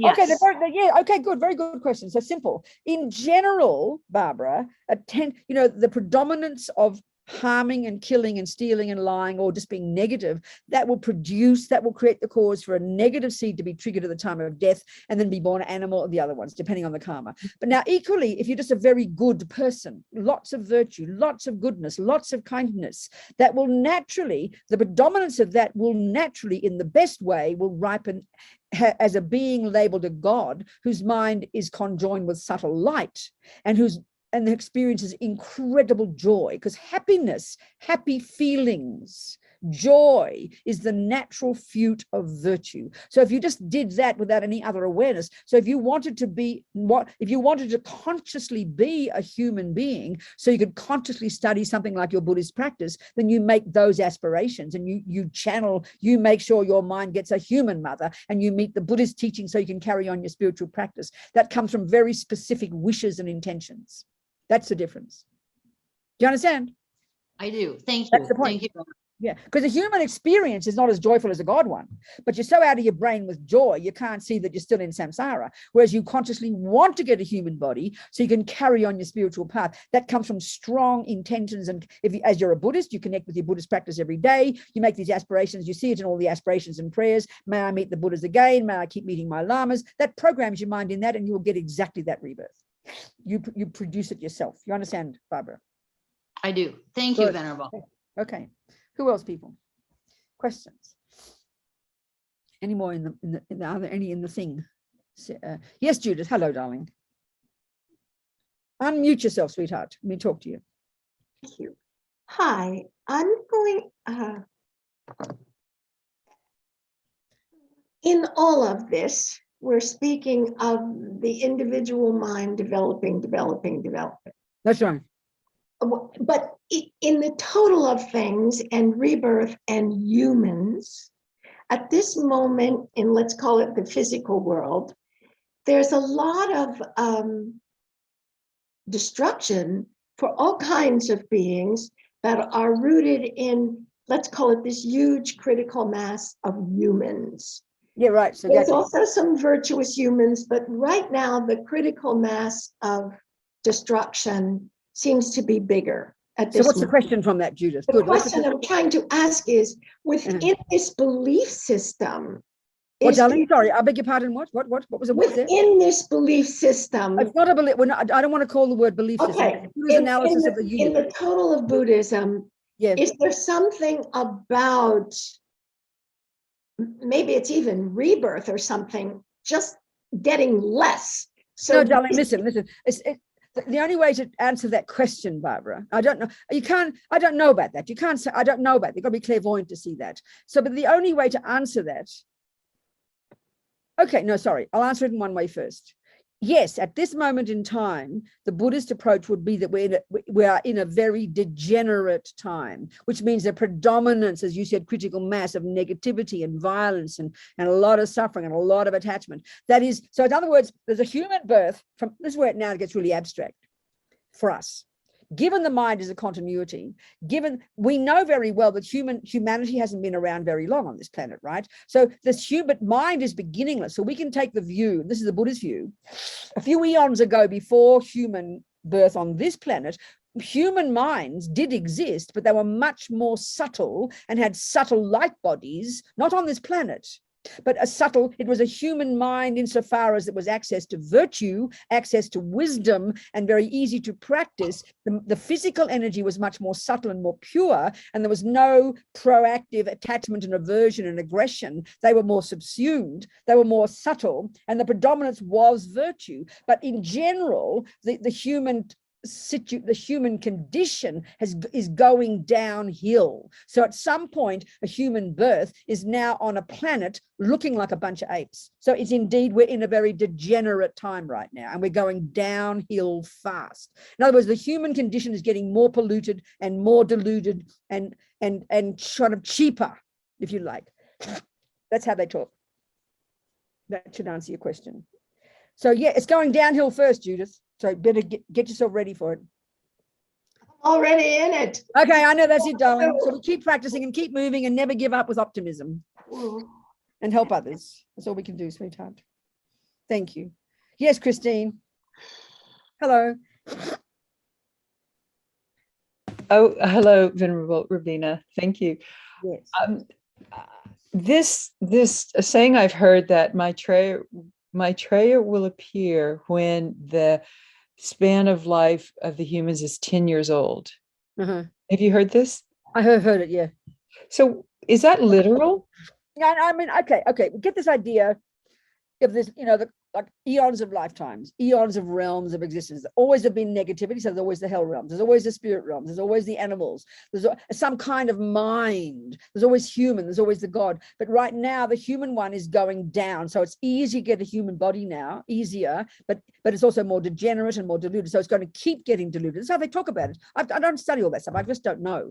They say delusions are going down. That's the tendency. It's the critical mass, as Judith said. So eventually, when the time of Shakyamuni, I don't know when all that ends. I don't know how they judge all the length of these times. I just don't know. I have no idea. So they say eventually the time of Shakyamuni Buddha's teachings, they will stop existing. You won't have any access to Shakyamuni Buddha's teachings eventually. So the next Buddha to come along is Maitreya, and then he'll come along, they say, when it's really very degenerate. Because I mean, when you had a subtle light body as a human before the humans on this planet, you lived for 1,000 years. That's how they talk. That's how they talk, Christine. All I can do is quote what they say, taking this worldview, So then time will get worse and worse, and health will get worse, and ignorance will get worse. And eventually, when we're only the lifespan is 10 years, then the new Buddha will come along. That's how they talk, darling. I don't even think about it and don't look at it, and I just hear it every now and again, and I leave it there. One day I'll All right. So things won't get better till Maitreya comes. Things are only going to get worse. We're going downhill. But what's interesting, that was also what they talk about in the Vajrayana, because we are in a time of incredible attachment. That's a sign of degenerate times, unbelievable grasping and attachment. Vajrayana can flourish because Vajrayana is a view that can utilize the poison, utilize the delusions. So that's something that's hopeful. So our practice is even more potent. Yes, that's right, exactly. Because it's so difficult. Exactly, that's right. That's the shining cloud. That's right, exactly. Silver lining. I know, exactly. That's how they talk, Christine. Yeah, that's the best I can say. All right, sweethearts. Any more questions, people? Yes, Venerable. Yeah, go on. There's a question in chat. This is the question: is being aborted related to karma? Speaking of conception. Okay, the answer, broad answer, there is not a millisecond of anything that ever happens to any sentient being that isn't the fruit of their past actions. We are the creator of the universe. There's nothing in the garden that isn't related to the logic of botany. So that's the general answer. But let me answer it specifically now. I always use my own example of having an abortion when I was 23, because I find a lot of women don't like to talk about it, and it's very painful, but I'm happy to talk about it. So if it's helpful, I'm sorry, I've got Santa Fe, I get allergies. What can I tell you? Never in my life, only in Santa Fe. It's all Santa Fe's fault. Whoever Santa Fe was, I don't know. Who was she or he? Do we know who Santa Fe was? Mary? No, we don't know. Some saint somewhere. I live across from the cathedral. She must have come there once. Anyway, okay, here we go. I don't know. She's probably not Santa Fe. I'm joking now. Okay, so there I was.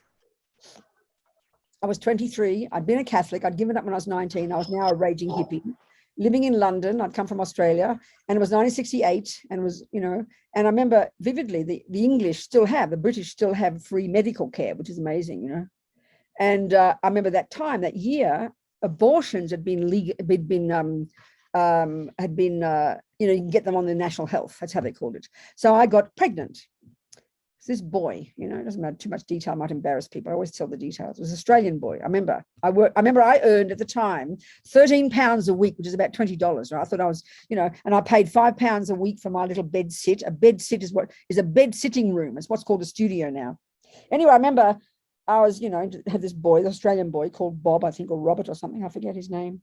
And he was an architect, and I was very impressed because he earned £1 an hour. I'll never forget that. He earned £1 an hour. I was so impressed. This is the details, or I'm just trying to make a joke. Anyway, I did what hippies do. You know, I was a nice hippie.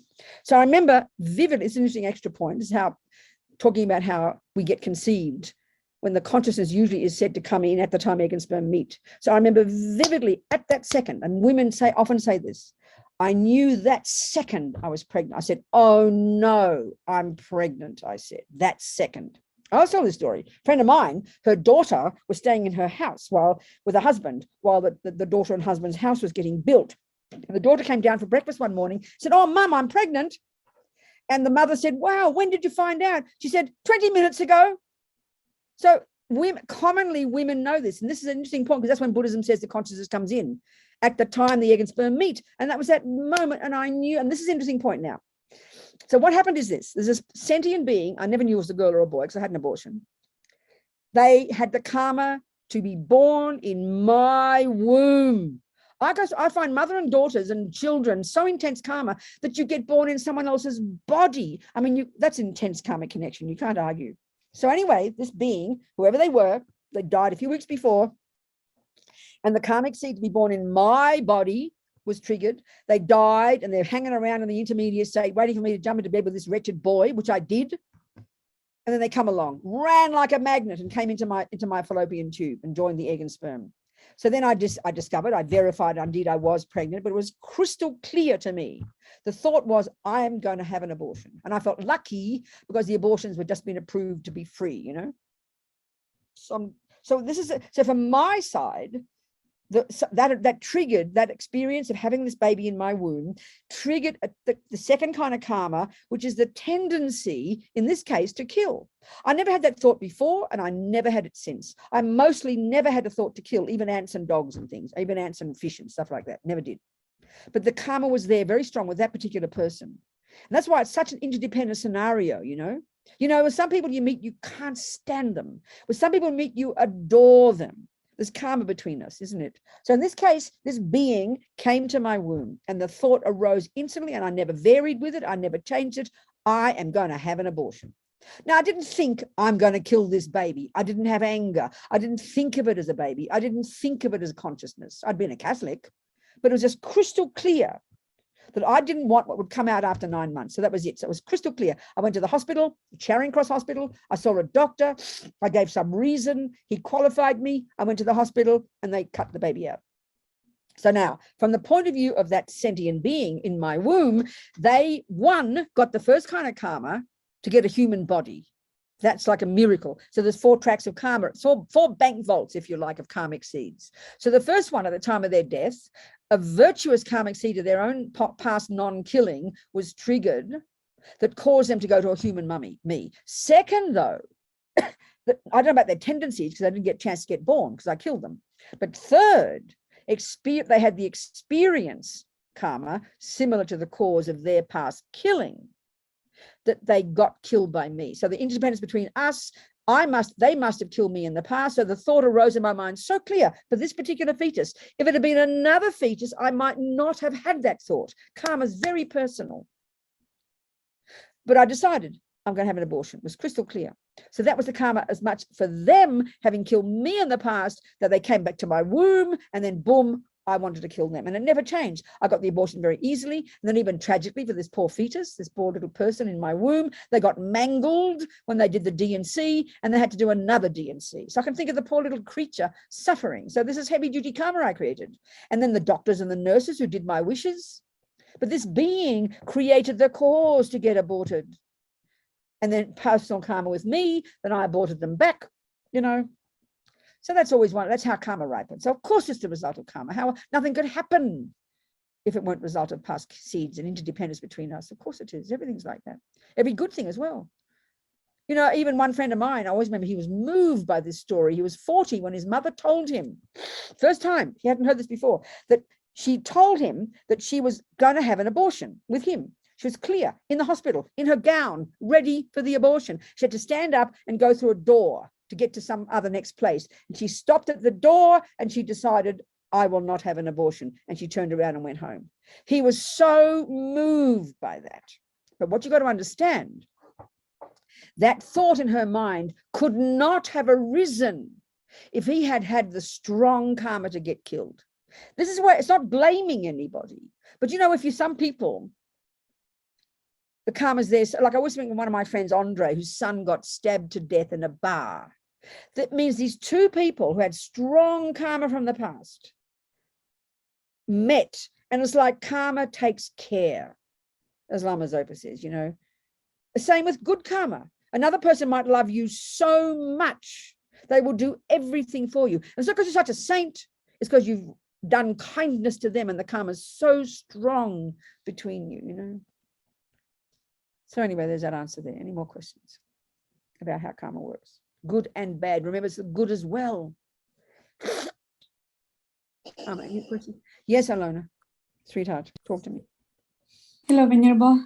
Thank you for your teaching. Oh, darling. I was wondering about, you know, this minds conjoined with light, blissful light, and higher realms. Does the Buddhas and Bodhisattvas go to those realms to teach them about that's law of karma? Oh, I see. Yeah. Do they go in there and teach? Yeah, bodhisattvas and Buddhas go everywhere to teach, including the hell realms and the animals and the spirits. They manifest. The lowest level bodhisattva can already manifest in 100 forms different simultaneously in those 10 stages of bodhicitta. There's, you know, so at least they get born everywhere. They get born as the gods. They'll get born as animals, as ants, as dogs, as hell beings. They'll do anything to help sentient beings. Absolutely. Of course they do. God realms as well. Yes, for sure. Humans as well. There are Buddhas all over the place, but we can't tell because we're blind as bats. There's a nice saying in Tibetan, you don't know who anybody is, so don't judge. Understand? Yes. Who else, people? So let's carry on. Let's just say a bit more about how we create karma, because we want to talk about how we purify it after. Hello, Kimberly. Talk to me. Hi, Venerable Robina. Hello. Thank you for all your beautiful teachings. So I took refuge back in April and I've blown it completely, totally. What now? Are you asking me? I am. But you took refuge back when? April. So that letter I sent you didn't help? I'm just bad. What, darling? I'm just bad. I don't know what to tell You're you. not bad. Don't be ridiculous. I think you should write to me again. We'll talk about it. Thank you. You want to do that? Yes. Talk to me, sweetheart. It's better we talk personally. I'm happy you write to me. And if you don't write, I'm going to write to you, okay? Okay. And I'll answer your question, sweetheart. Thank you. Just relax. You're not bad. Don't be ridiculous. Come on. You're being a good person. All right. You're living, you're not, let me ask you some questions. Are you killing people? Almost. Are you lying? Yeah.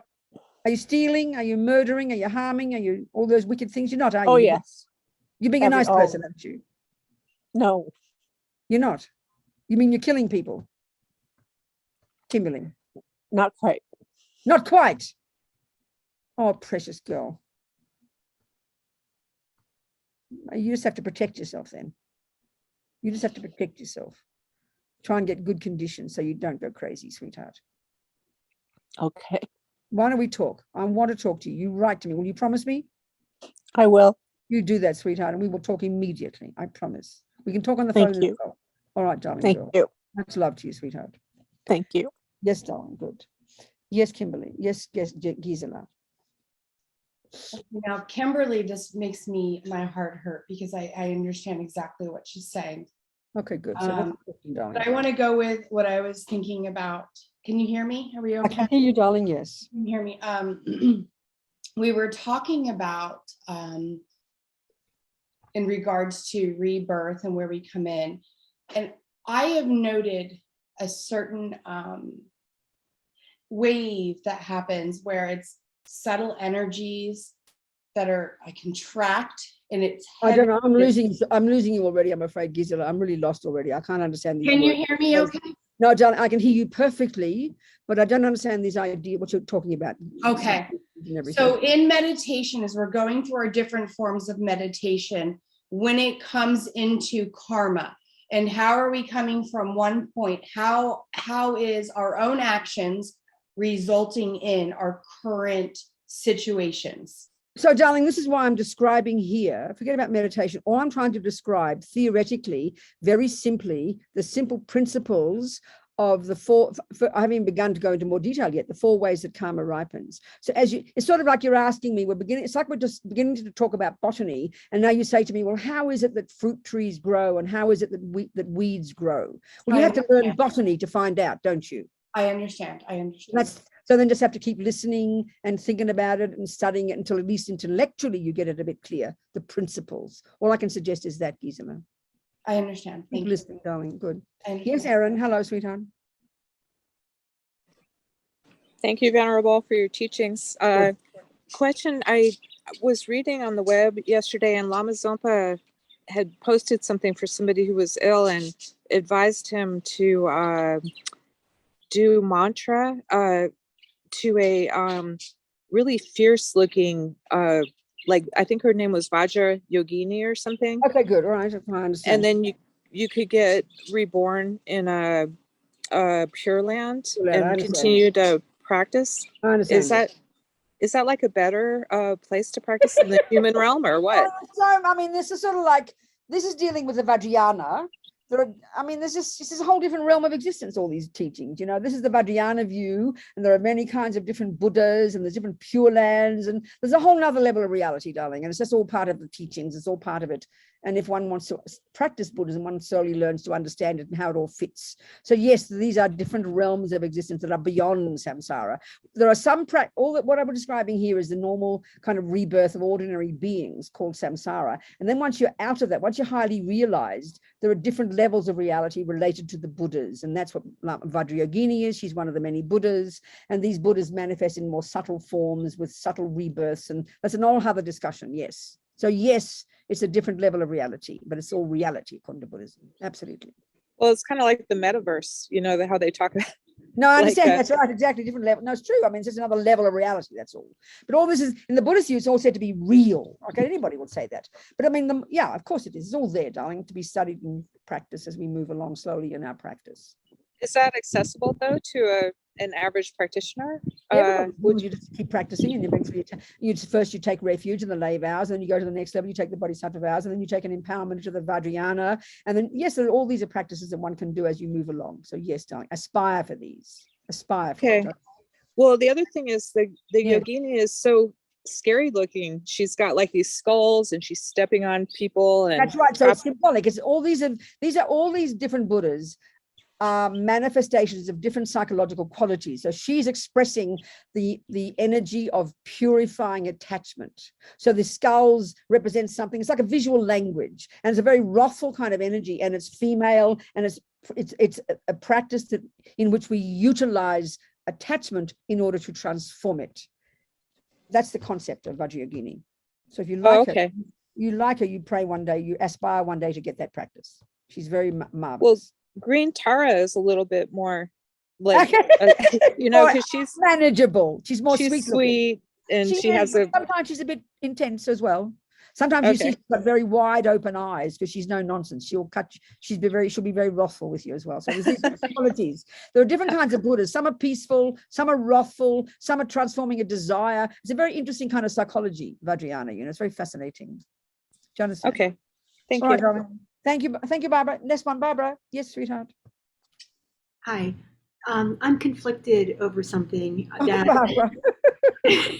Go on, dear.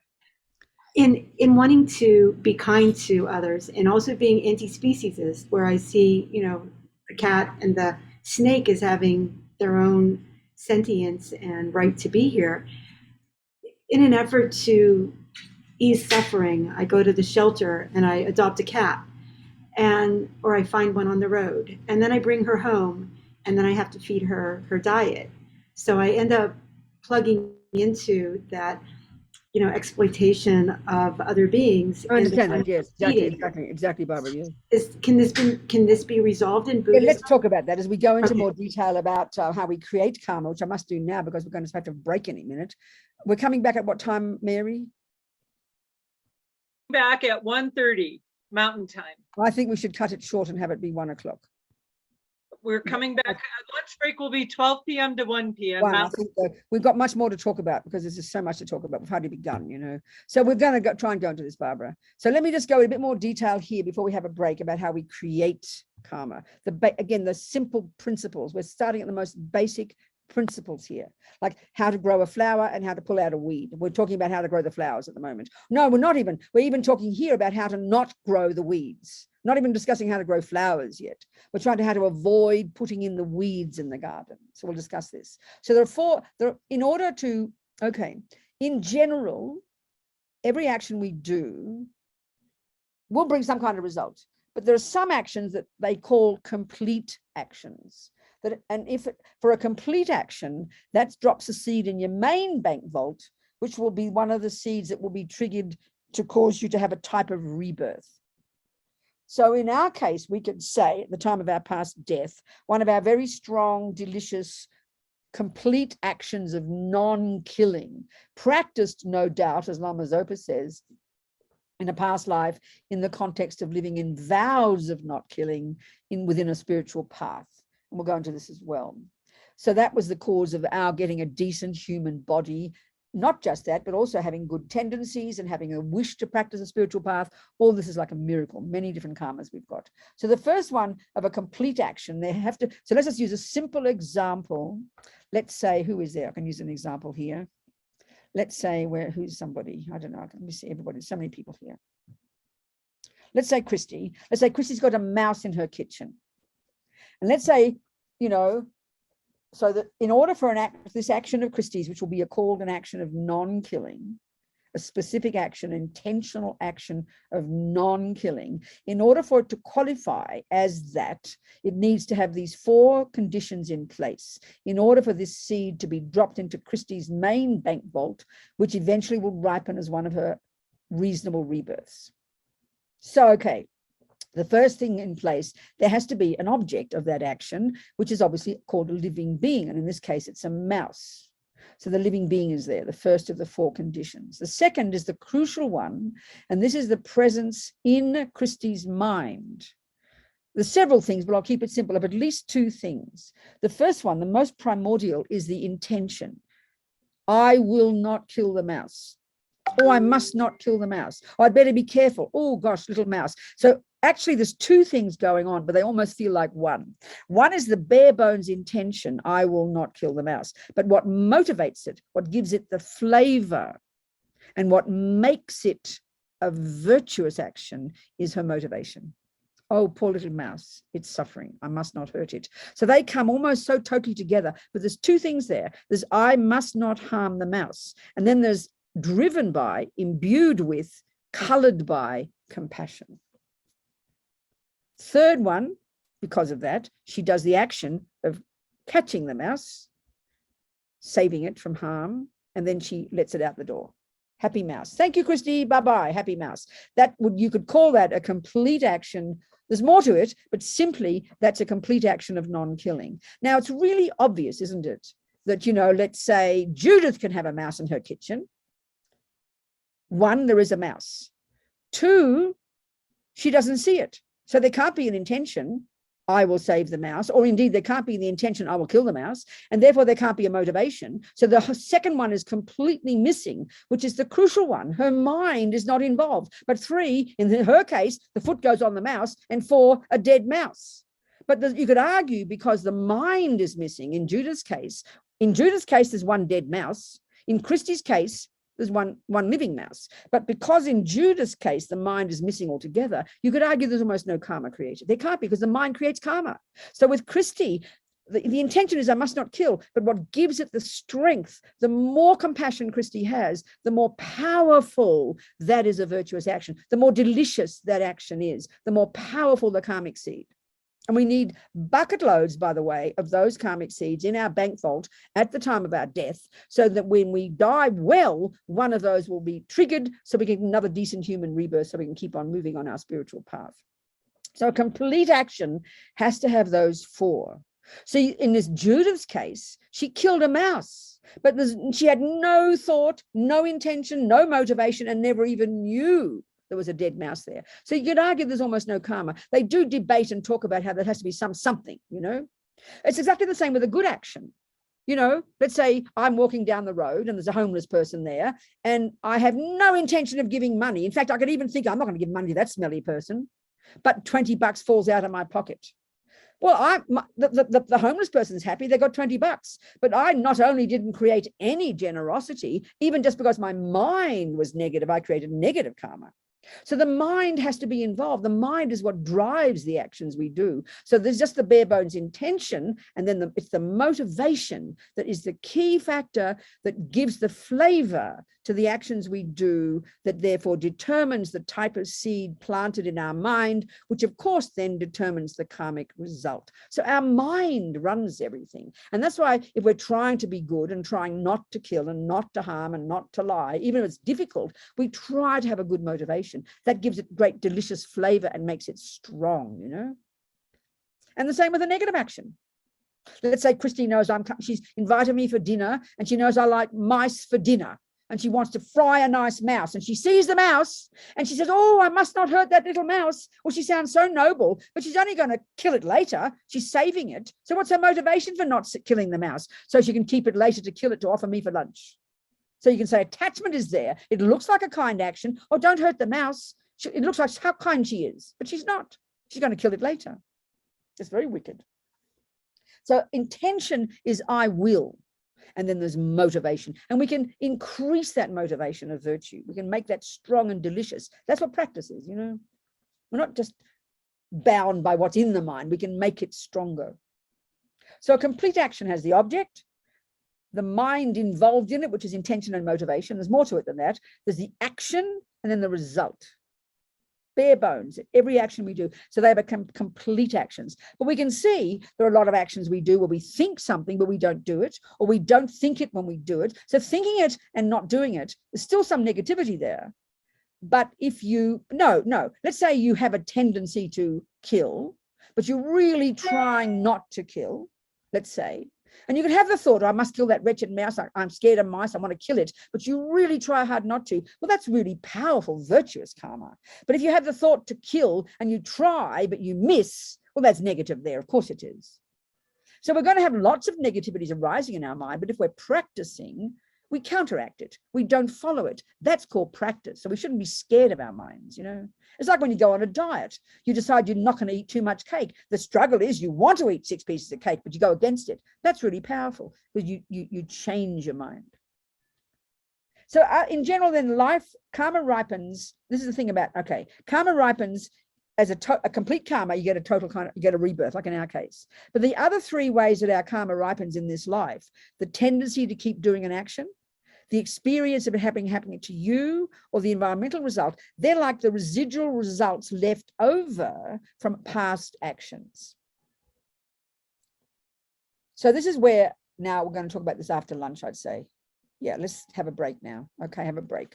I've said so much already. So we have 1 hour break, have a bit of a relax and a lie down and a breathe, for 1 hour. Then we'll come back and talk about more and then how we purify. Thank you, precious ones, so much. Happy to see you all. Thank you, darlings. See you later. Okay, here we are again. All right.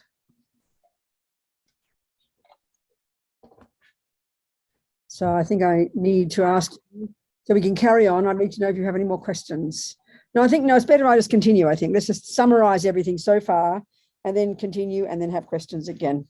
So in general, this is the view. In the Buddhist approach to life, it's like one of the most fundamental views in the whole of Buddhism. In fact, if you don't factor in the view of karma, the whole of Buddhism would collapse into a heap of incoherent absurdity. It's all of the Buddhist views, the Buddhist practice, the Buddhist views of emptiness, the Buddhist views about the mind, the Buddhist views about how the universe exists, the Buddhist views about happiness, about suffering, are all completely underpinned by this view of karma, that there are trillions of sentient beings that are not physical, that have not been created, that are beginningless and endless, and that every single mind is doing something and thinking something, and every single second of that process is the creating of karma, which is this process that then produces in the long term types of rebirth experiences, tendencies, and even in the environment. So sentient beings are basically the creator of the universes. As mad as that sounds when we take on board the Christian view of a creator, or we take on board the materialist view of the scientific views, it just sounds like weird and wacky. But of course, as a view, it's coherent within itself. Any view that's reasonable has to be coherent. And then, of course, you take it as your hypothesis and you work with it. And you fundamental, I mean, the broader approach to being a Buddhist practitioner is completely based in karma. Lots of people don't think about it. Many people as Buddhists don't ever think about it, don't learn about it, don't care about it. But the point is, in the Tibetan Buddhist monastic university system, which is in the Nalanda tradition, as His Holiness tells us, which comes straight, fully developed in the minds of all the great yogis back in the 7th century from Nalanda, the great monastic university system in India, or in all that body of knowledge, it's all there, it's all assumed, and it's part of the worldview of a Buddhist, you know. So this is what we've been talking about. So the thing is, if and one way of framing, as I've been saying, the whole law is in terms of happiness and suffering. And this is one whole way that Buddha would even talk about the whole world. We all want happiness and don't want suffering. And I think it sounds almost simplistic, but you look at it, it's very profound, it's true. If you look at what drives every one of us, automatically, instinctively, primordially, it's the wish to have happy feelings and the wish not to have unhappy feelings. And that determines everything we think and do and say. So basically, Buddha's approach is we're up a creek without a paddle. We're living in la la land because we have misconceptions about the causes of happiness and the causes of suffering, you know.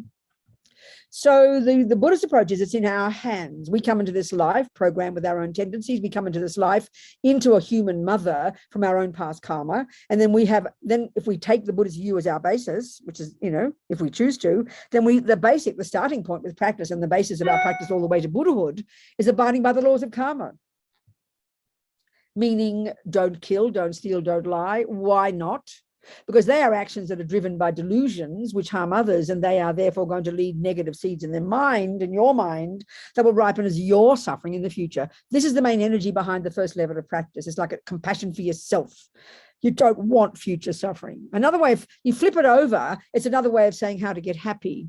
It's to not cause suffering. It's just another way of saying it. So it's a starting point for practice, and it's articulated very clearly in all the first stages of practice in this Lam Rim, the detailed instructions, you know, the 10 non-virtues that Buddha suggests. And then when you become formally a Buddhist, you take refuge, and then you take the 5 layperson's vows. And so let's talk about that here, because this is it. I mean, Lama Zopa waxes lyrical about this, and Buddha's teachings extensive about the benefit of living in vows. So if we do take this view of karma as the basis of our practice, we know that we don't want future suffering, because we know that because we don't want present suffering, and we know that we caused it. We do want happiness, and we know we caused that. So this is what determines us to learn botany. You want a garden full of veggies and flowers and not a garden full of weeds. So you start to learn the law of botany. It's pretty obvious. So then you know that you're producing your own future. So the most powerful way to do that is to live in the context of living in vows. So what are they? I mean, as soon as we hear a vow, we hear it as religion. We hear it as somebody squashing you to not do something. We usually hear it in that usual moralistic way. But if we think about it carefully, you know, we just, you know, unpack this word, you know, it's just a very strong decision to do something. In fact, vows are actually a very strong decision to refrain from something. So if we think about that, really unpack it, we are doing this all the time, but we don't call it vows. When I learned to drive a car, think about this, please. You know, if you had to write down the hundreds of things that you had to learn to not do in order to drive a car, you could articulate driving a car as a series of instructions of what not to do. Think about that. We don't say, oh, I'm living in a vow, I'll get punished if I don't keep it. No, you know, it's common sense that if you turn the wheel left, if you want to turn right, you'll crash, you'll smash the engine. If you put the foot on the accelerator at the same time as the brake, you'll destroy everything. So you learn not to do certain things and you internalize them, and then it becomes natural to you. So in other words, the series of instructions you have to abide by to learn to are the method of becoming a good driver of a car. Well, here, Buddha's approach is learning to not harm and not steal and not kill, particularly in the context of very strong decisions that he labels vows, not to do this and not to do that. It's turning you into a nice person. It's a method for turning you into a nice person. I mean, but we don't hear it as always this way. We hear it as religion, as, you know, someone telling you what to do, punishment, all this rubbish, you know. So why are vows powerful? Well, we're talking psychologically, not some religious thing. You know very well yourself. I mean, let's use a simple example. Let's say you have a relationship with somebody, and then you decide to formalize it. You call it marriage. I don't care what you call it. Think about this. Think about it. You can call it commitment if you like. You make a strong decision in public. You invite friends. They're all like witnesses. And you look at each other and you recite words and you make a decision. I'm not going to cheat on you. I'm going to honor you, blah, blah, blah. I'm going to do this. I'm going to do that. Somehow, isn't that not more powerful than merely just kind of floating along? In other words, the mind is powerful. The more you know yourself, the more you decide to do something.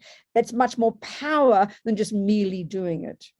How else will you learn to drive a car if you don't decide to do this and put the foot there and do this and turn the wheel this way, memorize it and practice it and practice it? Then before you know it, you'll be driving a car. It doesn't just happen on its own. It's very intentional.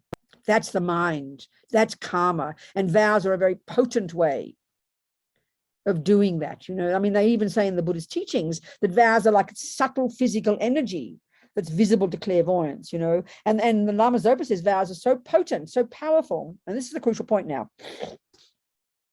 that 24 hours a day that you have that vow in your mind stream, which is you deciding, I will not kill, I will not steal, I will not badmouth, or, you know, lie, I will not jump on the wrong partner, whatever the, you know, when you first take refuge, you take maybe 5 or 4 of these 5 layperson's vows, the vows of individual liberation. They're where you're strengthening this commitment to not steal, not kill, not lie. So what that does is, as Lama Zopa says, when those vows are in your mind, and it's coming from this wish to live this way, 24 hours a day that you are keeping these vows, you're dropping, if you like, dropping karmic seeds into your karmic bank vault of non-killing, non-stealing, non-harming.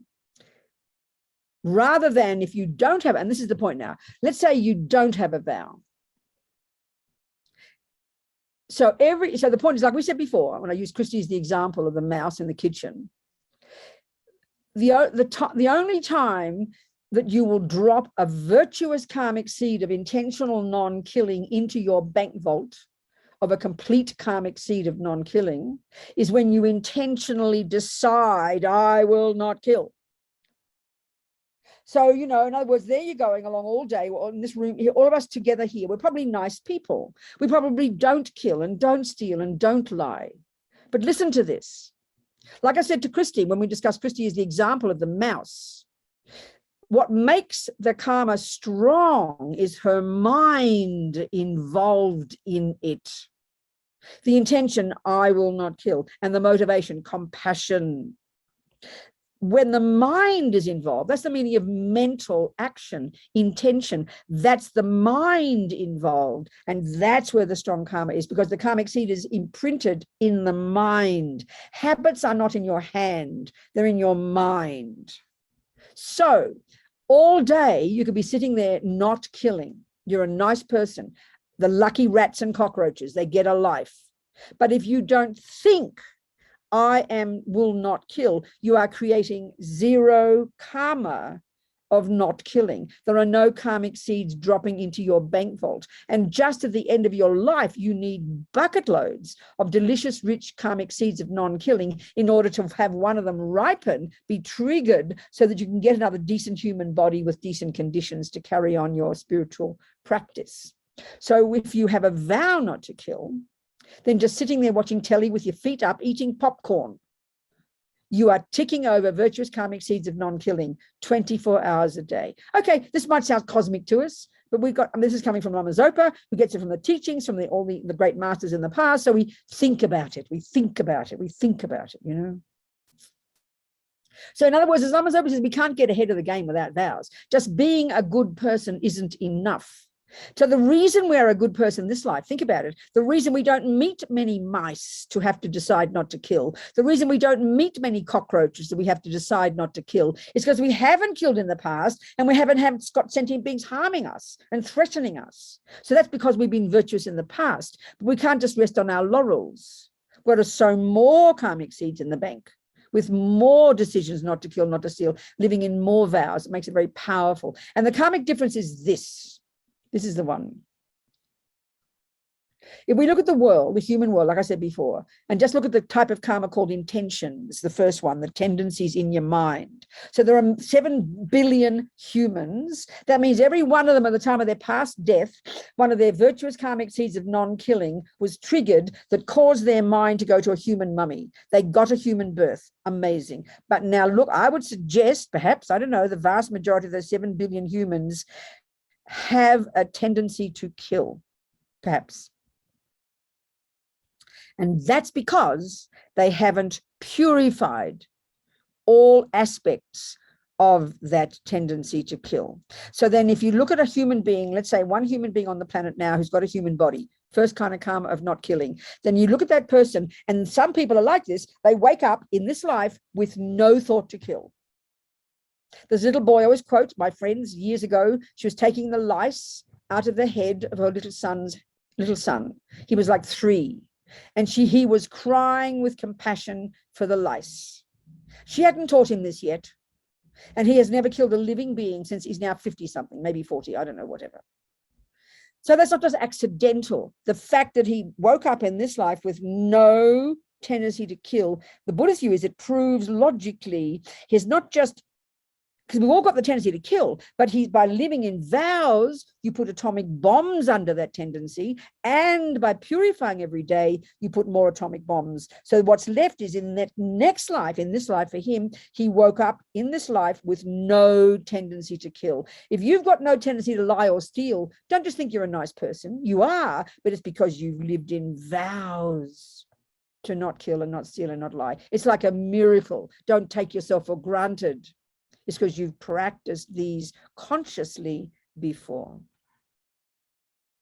So the way to wake up next life with a good human body, no tendency to kill, no experience of being killed, environmentally healthy, you know, all that, you live in vows. So this is the point. This is the benefit of vows, long-term benefit, because you program your mind to not kill, not steal, not lie. And if you look at the world, keeping it simple, they are the actions that harm others.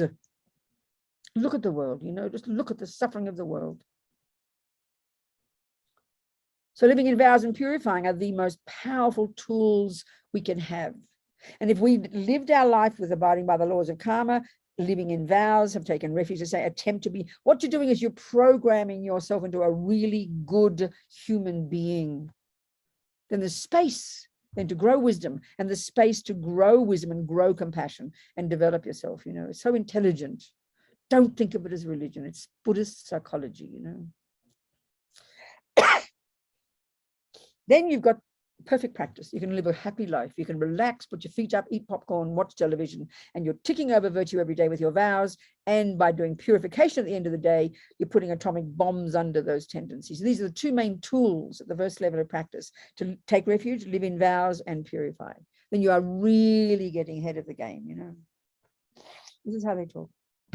So the three residual results of past negative karma: the tendency to do an action, the experience of happening and happened to you, and the environmental result in terms of negative actions will be purified. And you'll wake up next life with a good life, healthy body, nice things will happen to you, people won't lie, people won't steal, you won't get blamed, you won't get abused. I mean, like a miracle, you have a happy life. That's just basic level, first level Buddhism, first level practice.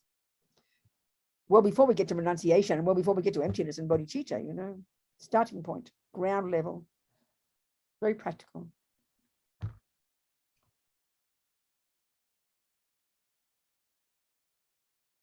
So when they talk about karma, they have all these, it's really, they always use this, the analogy of seeds and fruits, you know. It's very dynamic. But every millisecond of what you're thinking and doing and saying, you're dropping seeds in all the time. Every second that you're doing something, thinking something, even though most of the time it's on autopilot, which is why we have to become conscious.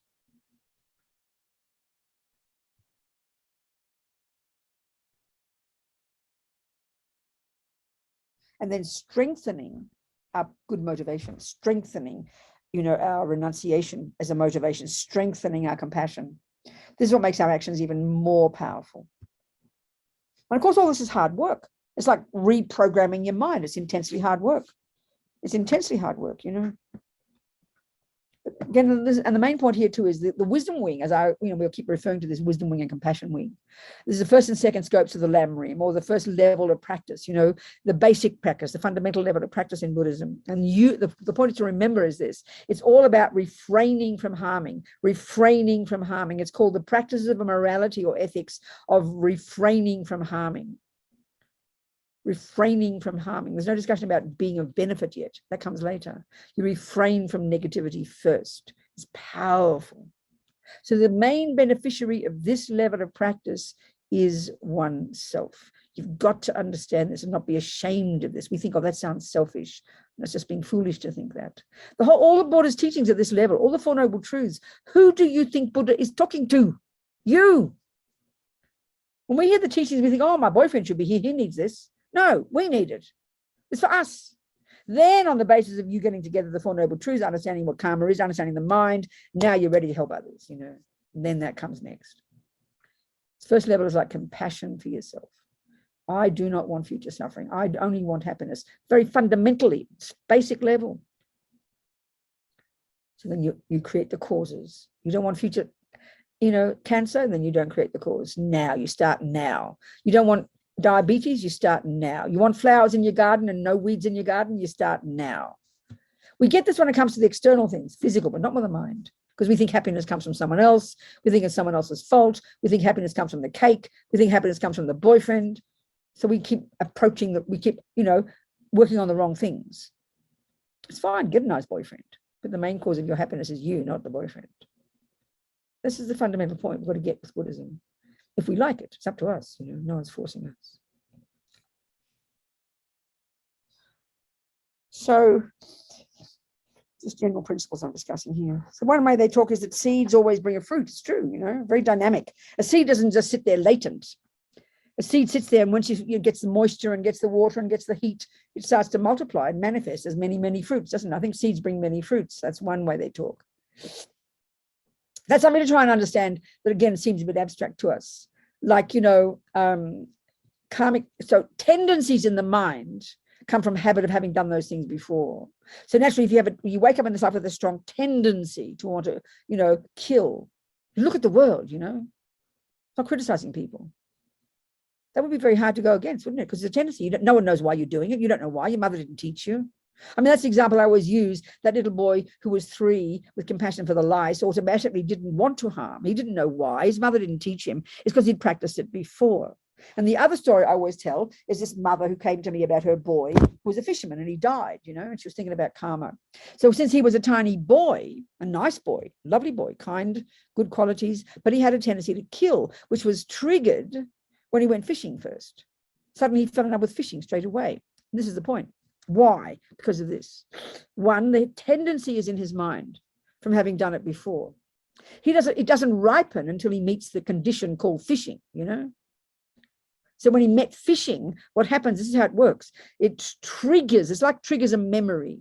We don't call it a memory because we don't know about another life. But suddenly what would happen would be, because of the tendency in his mind to kill, and due to a particular scenario called fishing, he sees fishing, even as a little boy, automatically, and this is the point, automatically, very delicious feelings would have arisen. We all know this. You meet certain people, immediately you're attracted. Certain activities immediately feel good to you, you know. A good feeling is triggered. Well, good feeling is really what happiness is referring to. Bare bones in the mind, happiness is actually referring to pleasant feelings. It's a very specific term in Buddhist psychology.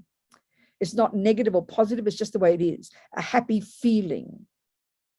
So for that fisherman, that little boy, because of the strength of his past habit of killing, that equals the strength of the happy feelings that would have been triggered.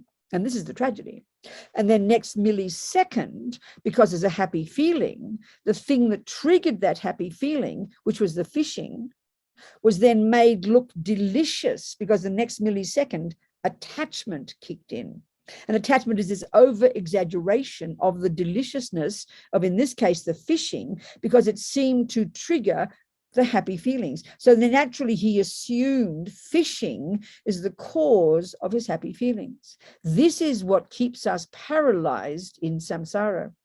So for us, it might be the tendency to eat cake, the tendency to, whatever it is, anything that we all want happy feelings. We're all junkies for happy feelings. We are desperate for happy feelings. And every millisecond of the day, we've either got a happy feeling, an unhappy feeling, or an indifferent feeling. Well, forget the indifferent, that's quite subtle. We go between pleasant feelings and unpleasant. I mean, they're very subtle, they go to very subtle degrees. So when the grosser feeling is an unpleasant one, all we want, isn't it, is to be free of the unpleasant feeling and get a happy feeling. And whenever we have the happy feelings, attachment wants to cling on to them. And of course, we assume the thing in front of us is the cause, the main cause of the happy feeling. But Buddha says that's the misconception. The fishing is not the cause of happy feelings. Because of his past tendency to fish, this is a tragedy, because of the tendency in his mind was very strong, it triggers the pleasant feelings. So the fishing is the catalyst that triggers the happy feelings. For us, it's the chocolate cake, or that particular boy, or that particular movie, or that particular activity, or the tennis, or whatever the thing is out there. And that's the major mistake we make in our analysis, the Buddha would say, of what literally are the causes of happiness. We assume it's the cake, the boyfriend, the nice weather, the good job, the pleasant sounds, the praise, the person loving me. We assume this. That's why we spend all our lives trying to manipulate the outside world to get it to be just the way we want it. Because the logic of the mind, and this is samsaric logic, and it's the logic we all live according to, is that when I get that, then I'll get happy feelings. Now, Buddha's not arguing. You do get happy feelings. But the mistake we make is that we think the chocolate cake is the main cause of the happy feeling. And then attachment kicks in and then makes the chocolate cake look even more delicious. And then you get even more craving for it. And you're convinced when I get it, I'll get more happy feelings. But then we all know the more you cake get, the more miserable you are, because you now want to vomit and you start again the next day forgetting all about it. So we're caught up in this tricky misconception of the technology of samsara, really. It's quite technical, So then that's the question, then this is the key point. What, for the Buddha, are the main causes? We're talking technically, what are the main causes of getting a happy feeling? He will tell you the main cause of a happy feeling is a virtuous karmic seed you planted in your mind in the past by, let's say, being kind. And then I'm sitting in front of Christy and Christy smiles at me. And then I get a happy feeling. So I think Christy's smile is the main cause of my happy feeling. But no, it's not. Christy's smile, like the fishing for that boy, which is the tragedy, they are merely the catalyst that nourish one of my past karmic seeds of virtue, of my past kindness. It nourishes that seed, and then that virtuous seed at that moment ripens in my mind as a pleasant feeling. That technically is the cause of pleasant feelings. So if I've got no pleasant feelings, and look at some people live in terrible suffering feelings the whole time, people harming them, terrible physical pain, they don't have a single moment of a pleasant feeling. That's the constant ripening of their negative karmic seeds, of their past negative actions. So we can see this in our daily lives. We get sick, people are mean to us. These are the triggers of past negative seeds that then are ripening at that moment as an unpleasant feeling. This is the technical reason we have suffering or unpleasant feelings, and the technical reason we have happiness or pleasant feelings. But the analysis we do is it's the outside world that is the main cause of happy feelings and unhappy feelings. And Buddha says, literally, technically, that is mistaken. So this is a huge point.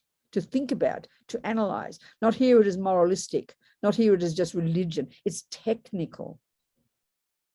So that's the tragedy for the fisherman. Thinking that killing animals is the cause of his happy feelings. Not only, in other words, you've got all this past virtuous karmic seeds from your virtue in the past, and they are ripening like crazy because of the karmic connection between you and killing. This is the tragedy. So that you're tipping them right down the toilet. And then you end up with none left. And you're just, every time you kill, you're sowing billions of new karmic seeds in your bank vault that can only ripen as unbearable suffering in the future. So not only are you not getting any happiness, you're putting down the toilet all your past virtue, and then you're sowing billions of more seeds, causing you to get born in the future in a suffering lifetime. So it's kind of utter tragedy for the Buddha, such sadness. We should have such compassion for ourselves. So living in vows, in other words, that boy, a lovely human being with good tendencies, good family, good experiences, he was born as a human as a result of one track of karma, the complete karma of virtue ripened, but then he had a bunch of tendencies, good ones as well, but among those tendencies, he had the tendency to kill because he hadn't purified it in the past. He hadn't lived in vows in the past. So then he meets fishing. It triggers the pleasant feelings. He assumes fishing is the cause. He keeps doing it. Attachment makes it more delicious. He doesn't see the suffering that he causes. In other words, his mother couldn't stand fishing. She went fishing with him one time. He'd always ask her to go. She didn't want to. And this is the point here, the other tragedy. Because he had the tendency to kill, because it triggered pleasant feelings, and because attachment made it look delicious, of course he assumed fishing was wonderful. He thought about it all the time. And so this is the tragedy. The mother, with no tendency to kill, in that boat, seeing the fish that he caught, she could see the suffering nakedly. She could see these fish were not happy. She could see all they wanted was to get back in the water. They were suffering, blatantly suffering. But this boy, a kind boy, a nice boy, because he had intense attachment in his mind to loving fishing, he literally saw those flapping fish. He saw the same fish as his mother, but he didn't see their suffering. This is the terrible suffering of attachment. Attachment looks like kindness, but because it's so intense in our minds, it blinds us from seeing what we are doing to others. Anger looks easy to see that it causes suffering. It's hard to see that our attachment blinds us from seeing others because attachment is overwhelmingly self-centered. This is not meant to be guilty making. It's just the technical explanation of why we suffer and why we harm others. It's kind of fascinating, really. So we have to do this type of analysis to see it clearly in our minds, and try to not believe. This is the point, as Lama Zopa says, trying not to believe in what appears to us, because we're blinded by our own delusions. They blind us from seeing reality, even conventional reality. So living in vows means we kind of get ahead of the game. So you wake up next life, not only with a human body, but no tendency to kill, because you've lived in vows and purified it. And you will not have the experience of being killed or dying young. And you'll not have the experience environmentally of getting sick. You'll be fat and healthy and live to a long age. Surely this is what we want if we're going to have another human body. Even now in this life, it's what we'd like. And we don't want to be stolen from. We don't want to have a tendency to steal. We don't want to have a tendency to lie. We don't want to have a tendency to harm others. We don't want that. We can see the pain of these tendencies, the few tendencies we might have, following our attachment. It's quite hard work. So all this is Buddhist psychology, basically. Vows are just psychology.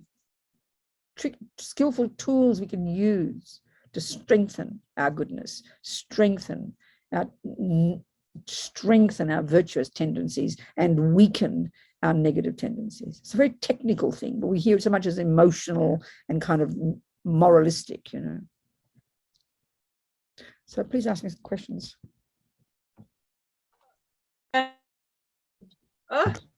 There's a question in chat. Good. Okay, it's a little bit long, so I'll start. Okay, good. You said that animals have ignorance 1 billion times stronger than humans. If you have some ignorance as a human and don't develop your mind and subsequently get reborn in the animal realm as a result, how does that mild ignorance you expressed in the previous life as, hold on, I lost the chat. In your previous life as a human suddenly turn into profound ignorance as an animal? Well, one of the ways karma ripens is it multiplies. This is how they talk about it all the time. And this we've got to try and hear. You know, we all know, I think it's sort of obvious. If you keep practicing something like music, it's obvious that you get incredibly good at it. It's not just a little tiny bit better each time, but as the more you practice, the more you program your mind with music, the more you practice every day, you get incredibly good at music. So this is the thing about karma. You could then say karmically, you'll wake up in next life if you've got a really strong tendency for music as well as attachment to it. I mean, you know, I always look on YouTube and see these little children at the age of 3 and 4 and 5 and 6 playing Bach. I don't know if you've seen them. There's one particular boy I'm just captivated by, like a little blonde angel, a Russian boy. He's about 10 maybe now, but I'm watching him every now and again since he's 3. I mean, it's impossible to believe your eyes. It's impossible to believe your eyes and your ears. A friend of mine who is a composer, I rang him one time and I played him this little boy's music. He said, of course, he had no idea. It just sounded like a really mature musician. So, of course, it's mystical to us in the West, isn't it? It's mystical to us because we don't believe in reincarnation. We can see the mother's not a very good musician, but this little boy, since he's 3, automatically completely programmed with music, playing like unbelievable genius.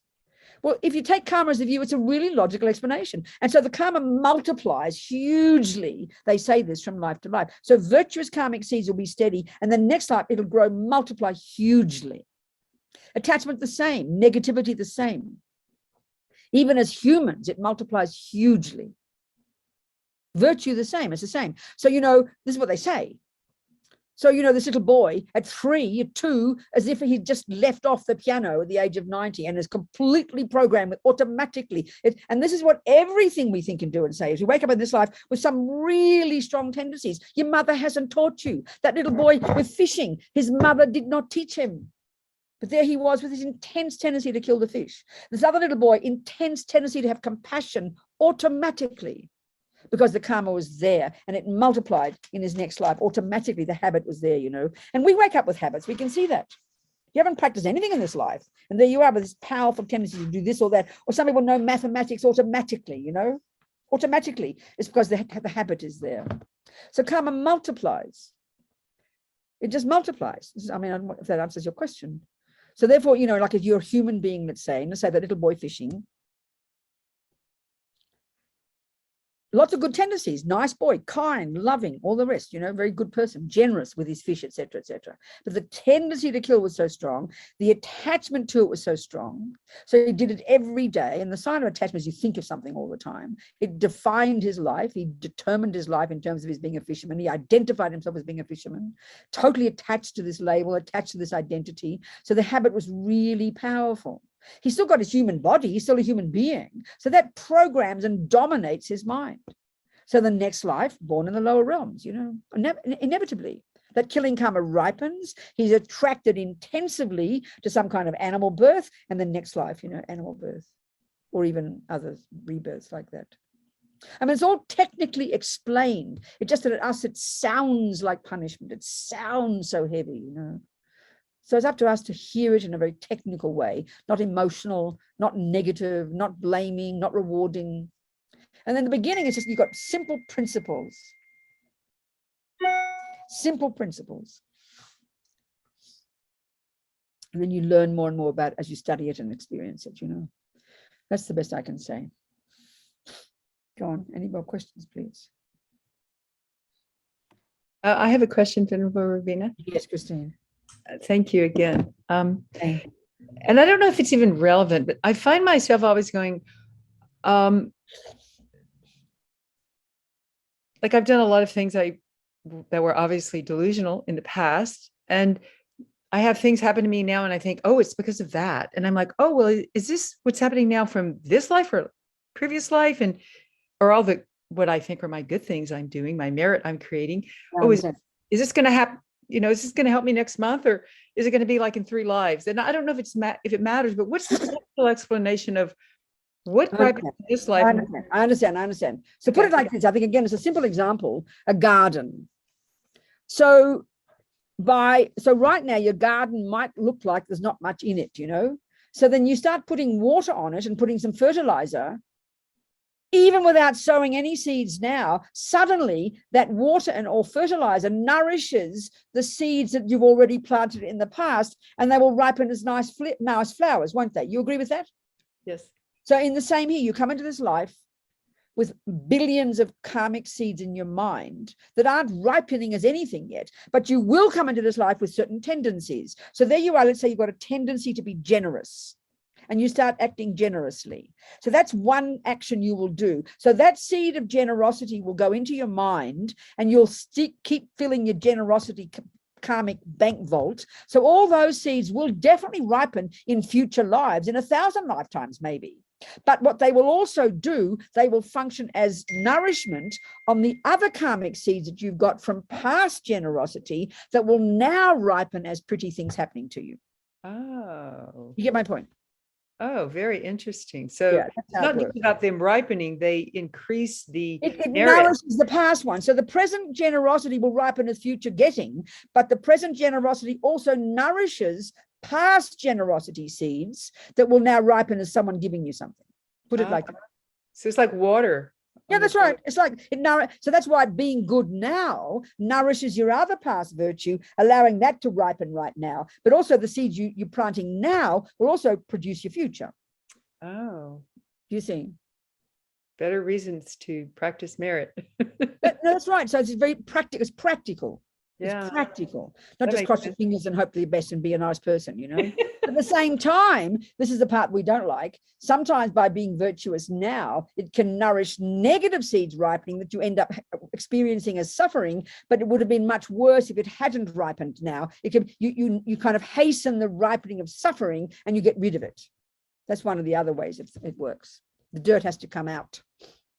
Is that nurtured so maybe by being generous, consciously generous now, you can also activate more quickly some non-generous seeds that someone might steal from you now, but it would have been much worse if it ripened in a future life. So now you get rid of it quickly. I see. So it's like instead of crashing and killing yourself, you just run into a tree. It looks terrible, but it's not as bad as it could have been. Okay. That makes I've heard that makes sense. Yeah. Okay. That's how they say. Interesting. Thank you. Yes, okay. Yes, Barbara. Thank you, Venerable Robina, for your teachings. The question that I have, for the most part, I know if I've created positive or negative karma through an action. Sorry, but there's an area. Sorry, Barbara, start again. What did you say? I said that I understand within myself when I've done something that was a positive action that created positive karma, or a negative action that created negative karma. What do you mean you know? What do you mean by that? I'm sorry, I don't clear about that point. What do you mean you know? Well, when I am kind, I know that is sowing seeds. That's sowing. So you understand in general that a virtuous action will sow seeds for future happiness, and non-virtuous actions. So you know theoretically that point. Okay, good. Then that's correct. An area that I don't understand is before I retired, I worked with pregnant women, and for various reasons, some of them made the decision to terminate their pregnancies. That's right, exactly.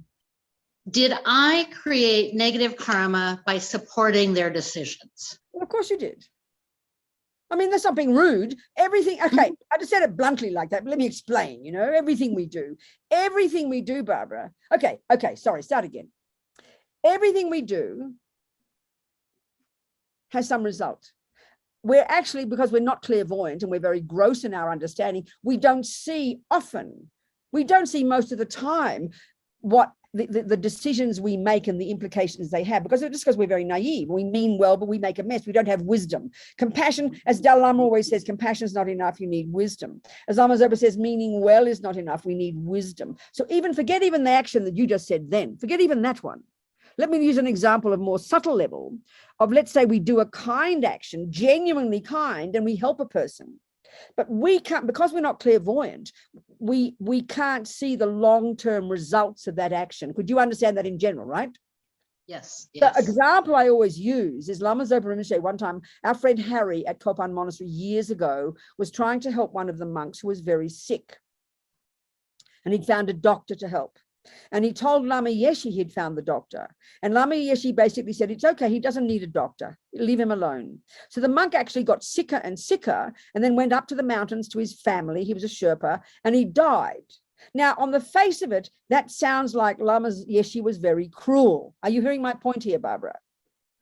I am. First of all, can you see my point? Harry was, he would have got it. So Lama Lundup, the abbot, told Harry, this is what's going on, Harry, because Lama Yeshe, and this is the point we have to accept as a given in the teachings, when you're a highly evolved being, if you're a bodhisattva, ego is gone, you've got incredible clairvoyance, which is a natural quality everybody gets when you're developed enough. It's just something natural. It's mystical to us in our culture, but clairvoyance means clear seeing of a person's mind. And the more advanced you get, the more you can see their mind, the more further you can go back, the more you can see the karma they've created. So you know exactly the karma they've created. You know, so that Lama Yeshe could see exactly the mind of this monk. He knew exactly the past karma that was the cause of this sickness. He could see exactly that if this monk had gotten better, he would have had a fine life.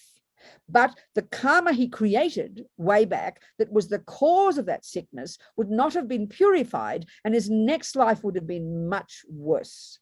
Now, that's an example of a kind action that Harry did. This is a bit almost depressing in a way. We think, well, God, what am I going to do? What do I see? Nothing. So we mean well, but we really have big picture view. Buddha often says we can't really begin to benefit sentient beings until we have clairvoyance, until we can see the karma of sentient beings. This is the bodhisattva path, and it's so powerful. So that's a good action, Barbara. So I'll leave my answer there, and you can deduce your own answers. You get my point? We have very little wisdom. I mean, the wisdom that we think we've got, we do a good job. We help people. We are kind. There's no question. But if we're comparing it with the levels that the Buddha would say on the Mahayana path that we can accomplish, the incredible wisdom we can get, the incredible generosity and power and compassion we can get, it's a very different kettle of fish. Is that a satisfying answer for you? It is. So the fact that my motivation, because clearly I'm not clairvoyant and I didn't understand that their situation was to their benefit. No, I mean, of course, Barbara, it goes without saying, if we analyze okay, let's analyze your experience then. There you were working, in an organization, right? What did the organization do? What was its purpose? It was a program to support women who were diagnosed with fetal anomalies. And its purpose, and it's one of its, so then the purpose of this organization was to help sick people. Was that right? Basically. And what? Go on. It was to help women who were diagnosed with having a fetus with an anomaly, to educate them, to support them, to advocate for them. And in that process, some women opted to terminate the pregnancy. No, I see what your point is. But so then you could say that the purpose of the organization was to help people. Correct.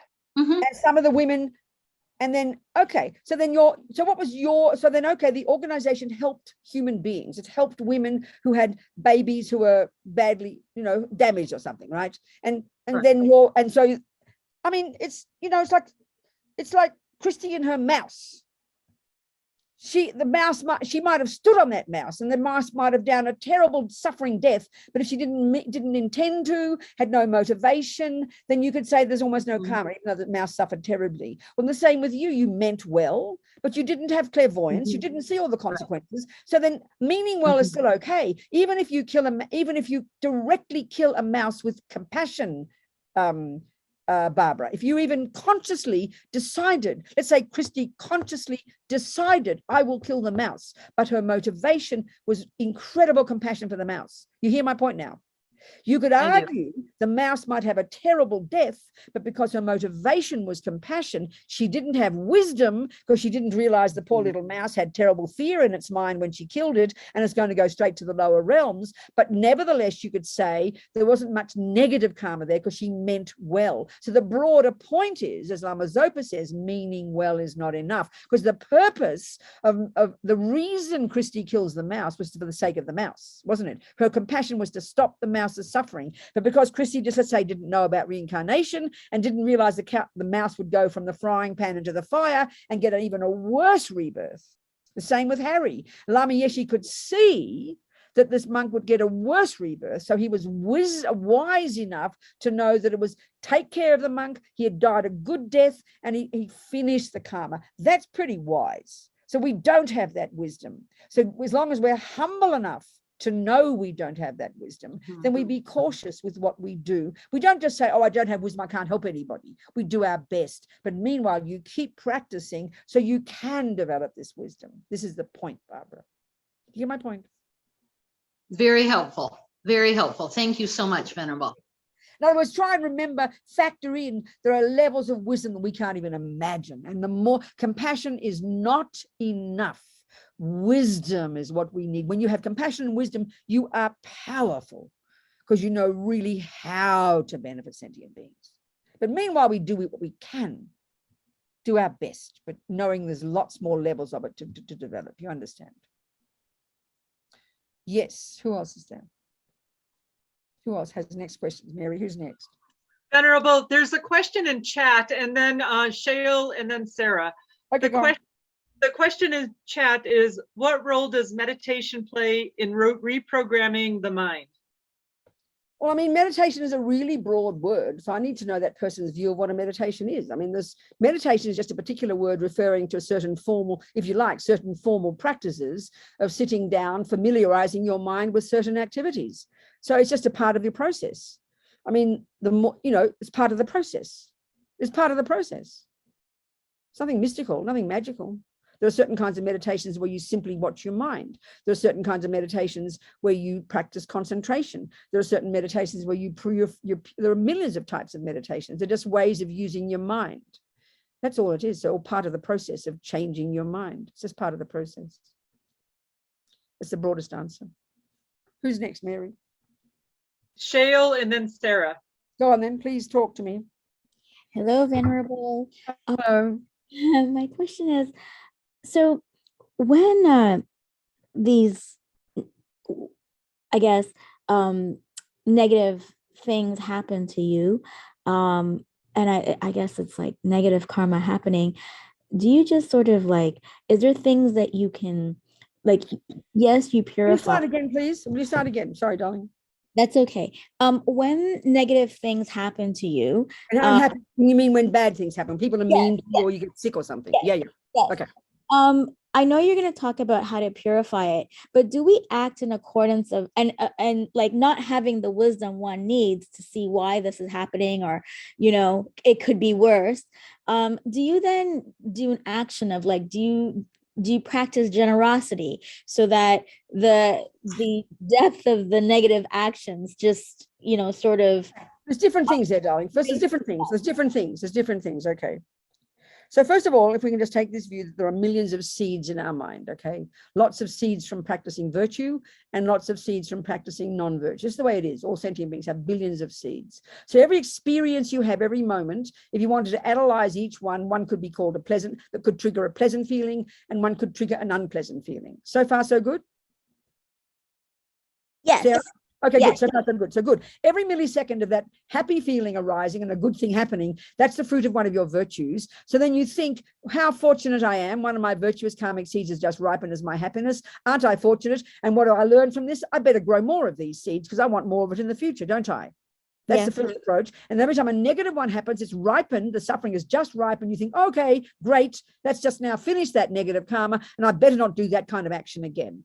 That's how you apply this approach to your life. And then you keep practicing, keep living in vows, keep purifying so you get ahead of the game. And then you just keep, and that's how you interpret your experiences. The negative ones are the fruit of negativity. So you're glad that it's now finished, but you learn from it, and I must not do that action again. And you'll know which action, because if someone lies to you, it's because you've lied before. If someone steals from you, it's because you've stolen before. If someone is thinking you're being mean to them, it's because, even though you're not, it's because you've done that action before. So you learn from the experience and you think, that's the fruit of my past negative action. I'm now glad it's over, but I won't do that again because I know I don't want that suffering. It's like if you see the weeds in the garden, you know it's from the seed you planted, and you pull it out, and you don't want it to happen, so you don't create it again. And the virtuous ones, the flowers, you're delighted and you keep practicing that. That's the basic way of applying karma in daily life. You with me? Yes, yes. Thank you so much, Venerable. Okay, good, Sarah. What else is there? Any more questions, please, people? Hi, this is Sarah. Yes, darling. So two questions. First of all, the monks that you spoke about. So the one, are you saying that it would that the one who died because they didn't get any care, even though we don't know if it would have saved them or not? Like, Sorry, stop. That wasn't the story. Let me tell you the story more precisely. We need to be precise here, Sarah. Okay. There was a friend of mine called Harry, was trying to help a monk at Kopan Monastery who was sick. And he got a doctor. And Lama Yeshe said, you don't need a doctor. And then the monk died. So Lama Lundrup told Harry, what's going on here is because Lama Yeshe is clairvoyant, and you've got to take that as a given here, that that's a possibility, that when you develop yourself in all these practices, you can see the past of a person very clearly. So the assumption here is Lama could see exactly the negative karma this monk created that was the cause of this present sickness. Lama could also see that if he'd gotten a doctor, he would have gotten better, which is the result of his past virtue, but he wouldn't have finished the negative karma that he did create in the past, and then he would have lived a long life, and then next life would have been much worse suffering. So therefore, better for him to finish the karma now, die young, and then next life, a good life. That's the story. So what's the question? Because the dying, so I'm just trying to clarify. So the dying prematurely, quote unquote, gives you more resolution than being sick and getting better, even if you suffer while you're sick? That's not the point. That's not quite the right question. Sorry. The suffering and therefore the dying, which means cutting short his life, that altogether was purifying the negative karma he created. If he had gotten the doctor and gotten better, that would have stopped the ripening of the negative karma, and that would have then ripened in a future life as much worse suffering. So by being sick and dying young, he finished the negative karma, is what I'm saying. My other question also has to do with end of life. Like when I've worked as a hospice nurse in the past, and say I give medications to relieve pain that might facilitate someone's death, is that a harm or not? Because my intention is to care. What kind of drugs would hasten a person's death? I don't understand that. You mean you give them a drug that could hasten their death? Is that what you're saying? Yes, because morphine lowers your respiratory rate, and so that could hasten your death. But it's known in the medical profession, is it? Correct. Yeah. So there's a fine line between giving someone. No, I'm asking you: is that common that people know that a person could die as a result of the morphine? Correct. It's very much a part of hospice nursing. You're trying to balance relieving their pain with maybe hastening their death by a few hours or days. I see. So this is the whole point. This is again, I mean, I'm not going to answer on the point of your particular experience. It's if I give that past example of Lama Yeshe's action, that really does indicate there must be some level of wisdom in Lama Yeshe's mind that could allow him to see that. And that's not the wisdom we all have, is it? Would you agree with that, Sarah? Correct. Yeah. But then, okay, learn from that. We don't have wisdom. All we can do is do our best. Now, the point of view from the Buddhist perspective of how to help people at the time of death, the key thing is to help their mind be peaceful. You see, we feel we've got to I'm not being sarcastic, drug the person to stop the pain, but that doesn't help their mind. The key thing is to help a person's mind. We know we can medicate physical pain. You cannot medicate mental anguish. So if a person is drugged out of their mind and the pain is less, their mind is still existing at a subtler level, they could still be tortured and worried and anxious and terrible suffering and could die with a negative mind. It's better to die with a more conscious mind, the Buddha's view, with a person helping them be conscious, loving them, taking care of them, supporting them, making them feel less fearful by and then hearing mantras and having practices. That might be a better way to die than to die drugged out of your brain on morphine. So it's learning to know what the main emphasis is. And the main emphasis in the Buddhist approach is to help a person's mind try to be clear and virtuous, not just to be drugged. The mind to be virtuous, and that comes from supporting and loving and helping a person calm down. And then second, the Buddhist view is letting them hear mantras and hear the words of the Buddha and hear prayers, because that can benefit them even at a subtle level, even while they're in a coma. That can help their mind be virtuous. That's the main point in the Buddhist approach. You understand me, Sarah? Yes, thank you. Good. Thank you so much. What else, dearest people? Questions? The questions are the good ones. That's when stuff comes out, you know. Yes, Judith. How do we purify karma? The practice we do, it's all, you know, if everything the mind does leaves seeds in the mind, then when we do negative actions, it leaves negative seeds and negative tendencies. So then we put positive seeds in by doing what we call the 4 opponent powers, this purification practice, which I can now describe, So there's a practice we do at the end of every day. And as Lama Zopa says, we're insane not to do it every day. So the 4 R's is a good way to remember. And I think it must be in your course notes. It's all there. This practice is all there. So these 4 steps, these mental steps, you know, it's a psychological practice. The first one is called regret. So what that means is you sit down and then you remember certain things that day, let's say, or this life that you've done that have harmed others, things you've done with your body and speech. You killed, you lied, you badmouthed, you had that abortion, you cheated on your boyfriend, you kicked the dog. I mean, things we do with our body and speech that harm others. We remember them, we recall them, and then we say to ourselves, you know what, Robina, I regret having done that. Why? It's like, you know, you just discovered you're eating sugar and you know you could get diabetes. Your response is, oh my God, what a fool. I can't remember. I didn't realize I did that. I ate the sugar. I didn't realize what a fool I am. I regret that from the depths of my heart because I don't want the future suffering. That's the attitude of regret. So it's an ownership of things we've done and said. And then, of course, our delusions, because we know that's sowing negative seeds in our mind. And we know they're going to ripen in the future as our suffering. And we know we don't want suffering. So the very first step is to acknowledge them to yourself and regret them because you don't want the future suffering. Then your next step naturally is, well, whom can I turn to? Where's the doctor? I've just eaten sugar. I better have an antidote. Who am I going to turn to? So here our doctor is the Buddha. So this is where it's got nothing to do like with the Christian one of forgiveness. Forgiveness is not helpful. Buddha would forgive you. He's a nice person. But your doctor would forgive you as well for eating sugar, but it won't cure your diabetes. So forgiveness isn't the issue here. If you had a creator, that's different, but not here. So then you turn to the Buddha, you rely upon the Buddha. So the next step is called reliance. And here, if you did this as a meditation practice at the end of the day, which is what's in those course notes, you'd then visualize the Buddha above your head and you'd be delighted, really, that you've got a decent doctor. You take refuge, is what it means. You rely upon. You're delighted you've got a decent doctor. You like the Buddha and his methods. Then the second part of reliance is where you now have compassion for those you harmed. The first step's like compassion for yourself. This second one is now you think of those you harmed, the baby I aborted, the mouse I killed, the boyfriend I cheated on, the people I was mean to. I now have compassion for them and want to purify my mind for their sake. The first one, regret, is like for my sake. And then the second is compassion. Now the third one is I do the remedy. I apply the antidote. And here, all the lamas would particularly say that any practice we do that involves the invocation of the Buddha, the visualization of the Buddha because of the power of enlightened minds, makes the practice very powerful. So here this third step's known as the antidote, or it's the remedy.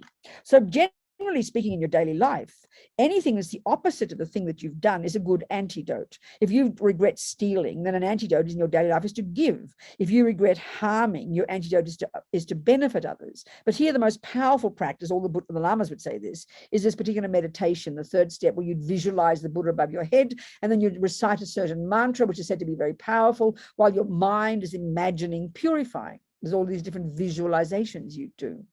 The Buddha's not doing it, you're doing it, but you're utilizing the visualization of the Buddha and the recitation of these mantras as to help your mind want to be purifying. And then the fourth step is resolve, the decision not to do again. This is the essential components of a purification practice: regret, reliance, which includes compassion, the remedy, and then resolve. And as they say in the karmic one, there's no karma we can't purify. So each of these four has their own specific function. So regret purifies particularly the kind of karma called experiences similar to the cause, which is the stuff that happens to you. So let's say somebody's bad-mouthing you at work, and you know you did nothing wrong, and you're so distressed about it. And then if you strongly regret in the first step at the end of the day, well, whatever you did in the past to harm this person, past life, bad-mouthing them, you strongly regret it because you know you don't want this suffering. Well, then don't be surprised if it changes and they stop bad-mouthing you, because you've purified the original cause, which is your own past action. So regret purifies experiences similar to the cause, which is all the stuff that happens to you. Reliance purifies, and compassion and reliance on the Buddha, that purifies environmental karma. The third one, the remedy, purifies the lower realm karmic result of our negative actions. And the fourth one is fairly obvious, the decision not to kill again, vow, to keep your vow not to kill, and you build that up every day, that purifies the tendency to kill. And then we purify, by doing this practice, we purify all four aspects of karma. And as Lama Zopa says, we're insane not to do this practice every day. That's the answer. Judith. Clear? She disappeared. She got a shock. She collapsed. Thank you. Okay, and it's in your course notes, honey. It's all there. Yeah. Okay. Next question. Next question, people. Another question, Venerable Robina. Yes. So what about the 35 prostrations to the 35 medicine Buddhas? Another practice, a variation on the same theme. There are many, many practices that they like a lot in the Tibetan Buddhist tradition, and this is one of them. So it incorporates those 4 steps in that practice. And it's a very powerful one, because you're also using your body, and we do lots of negativity with our body. So it's really good to make the effort to do the prostrations. It purifies with the body. The recitation of the Buddha's names is using our speech, and then the mind visualizing. So it's said to be a very potent practice of purification. And all those 4 steps are incorporated into it. So when we do whatever we're doing, purification, sadhanas, mantras, right. Is it okay to just say them under our breath, or is it more powerful to actually vocalize them, or can we even just think them? Of course, darling, even thinking is amazing. There's different levels. I mean, you've got just the mind, that purifies the mind. If you say the speech, that purifies your speech. And if you use your body, you purify your body. So it's all different levels of purifications, all different levels of creating. I mean, you can have a thought to kill. That's not as bad as killing. So it's like this levels and levels, isn't it? But thinking, of course, every thought counts, darling. Every word counts. Every action counts. So is it more powerful if we vocalize whatever we're doing? I'd say in general, when we're ordinary practitioners, it definitely is more powerful to do that, because you're using your speech as well. Okay. And wind and the sound is the wind energy. So that's purifying your physical energy as well as your mental. Okay. Thank you. Absolutely.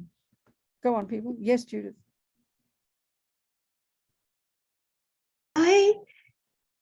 In terms of working with people or animals who are ill.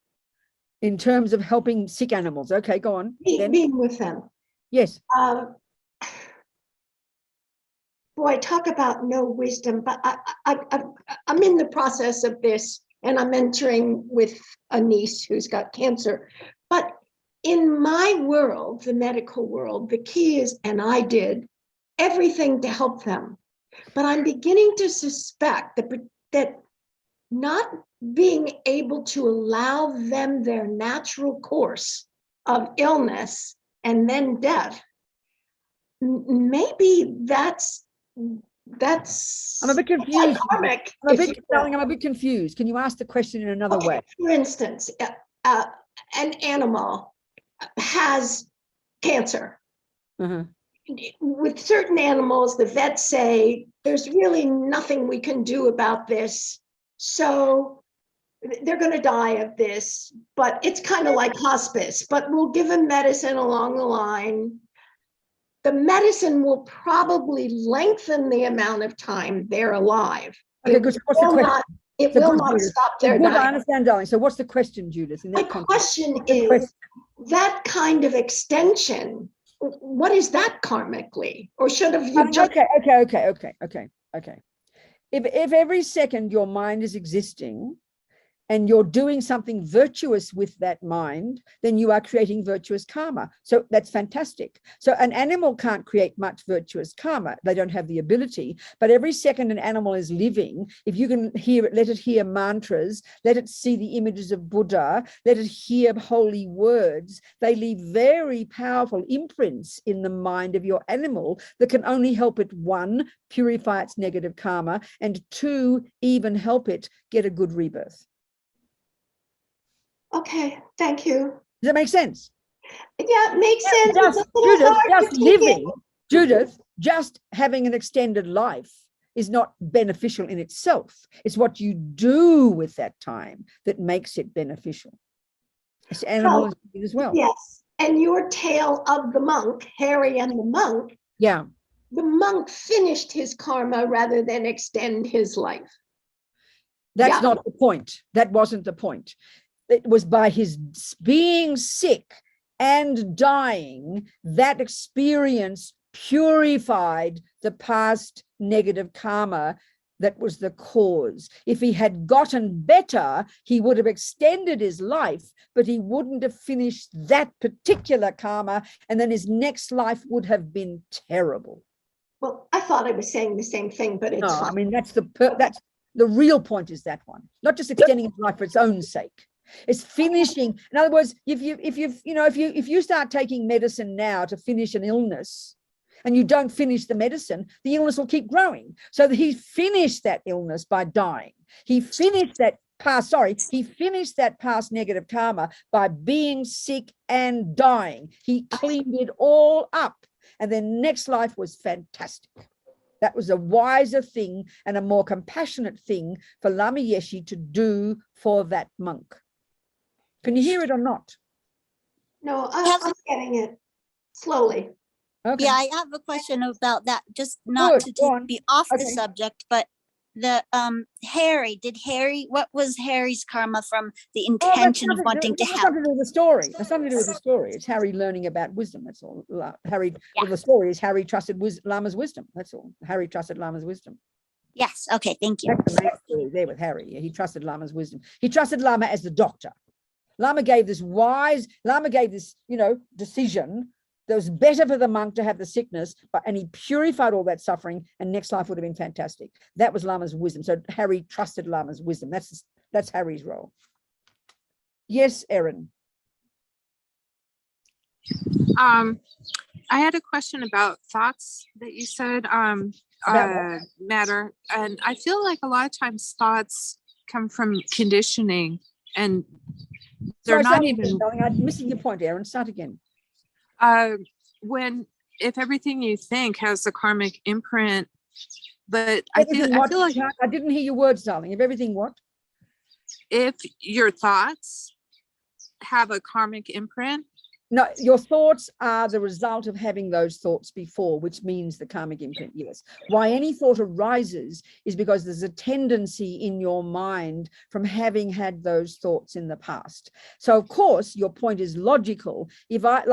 If that fisherman did have a tendency to kill, right? But if he never met any condition in which he could see killing, it would not have ripened. So the external condition is huge, but it doesn't create the cause. So we tend to think let's say when my mother hit me, let's say, we tend to think my mother is the cause of that anger. No, anger was in my mind from having been angry before. And then my mother's hitting me was the catalyst that triggered my anger. She wasn't the main cause of my anger. If you could have a tendency to be an alcoholic, but if you never meet alcohol, it'll never ripen. So your main problem is the tendency to be alcoholic. But so then that's why you separate yourself from the condition called alcohol. But alcohol isn't the main cause of your being an alcoholic. It's merely the condition that triggers your attachment to alcohol, which is your tendency. That's the way of describing. Do you see my point, Erin? Or not? No, you don't. So ask me again. Erin, ask me the question again, darling. It wasn't clear, my answer, obviously. You have to unmute yourself, darling. Thoughts can sometimes be like a result of conditioning. Did you hear what I said, though, just before my answer? Or was it too complicated? You didn't hear my answer. Yeah, I believe you said that thoughts occur because you had them before. And then what did I say after that about the external conditions?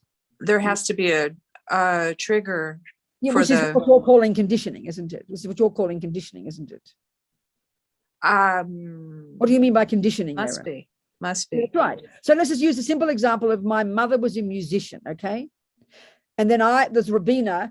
So the point is my mother is the external condition, and that's what conditioning means. It's like having an angry mother or a mother good at music. Her telling me about music, that's conditioning. We would say, oh, Robina's good at music because she was conditioned to be good at music by her mother's training, or Robina's good at anger because her mother hit her every day. That's how we would tend to think. Would you agree with that? That's conditioning, isn't it?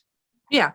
So the Buddha's view is, if I didn't have a tendency to be angry in my mind, my mother could hit me every day. I couldn't possibly get angry. And if I didn't have a tendency to be good at music, my mother could teach me music every day and I would never be good at music. So there's the both things. There's the external condition, and that triggers or feeds the tendency that has to be in that person's mind in the first place.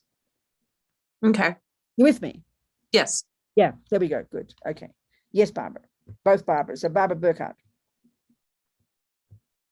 Thank you, Venerable Robina. Would you please repeat how the 4 hours correlate with the 4 ways that karma ripens? It's all in your karma. It's all in your course notes, and you've received. I know you've got these course notes many times before, but I will tell you for the sake of everybody. But they're all in the course notes there. And I know you've had them many times before, Barbara. So I'll tell you again. The first one, which is regretting, which is owning and acknowledging that I did this and I did that and I did this and I did that.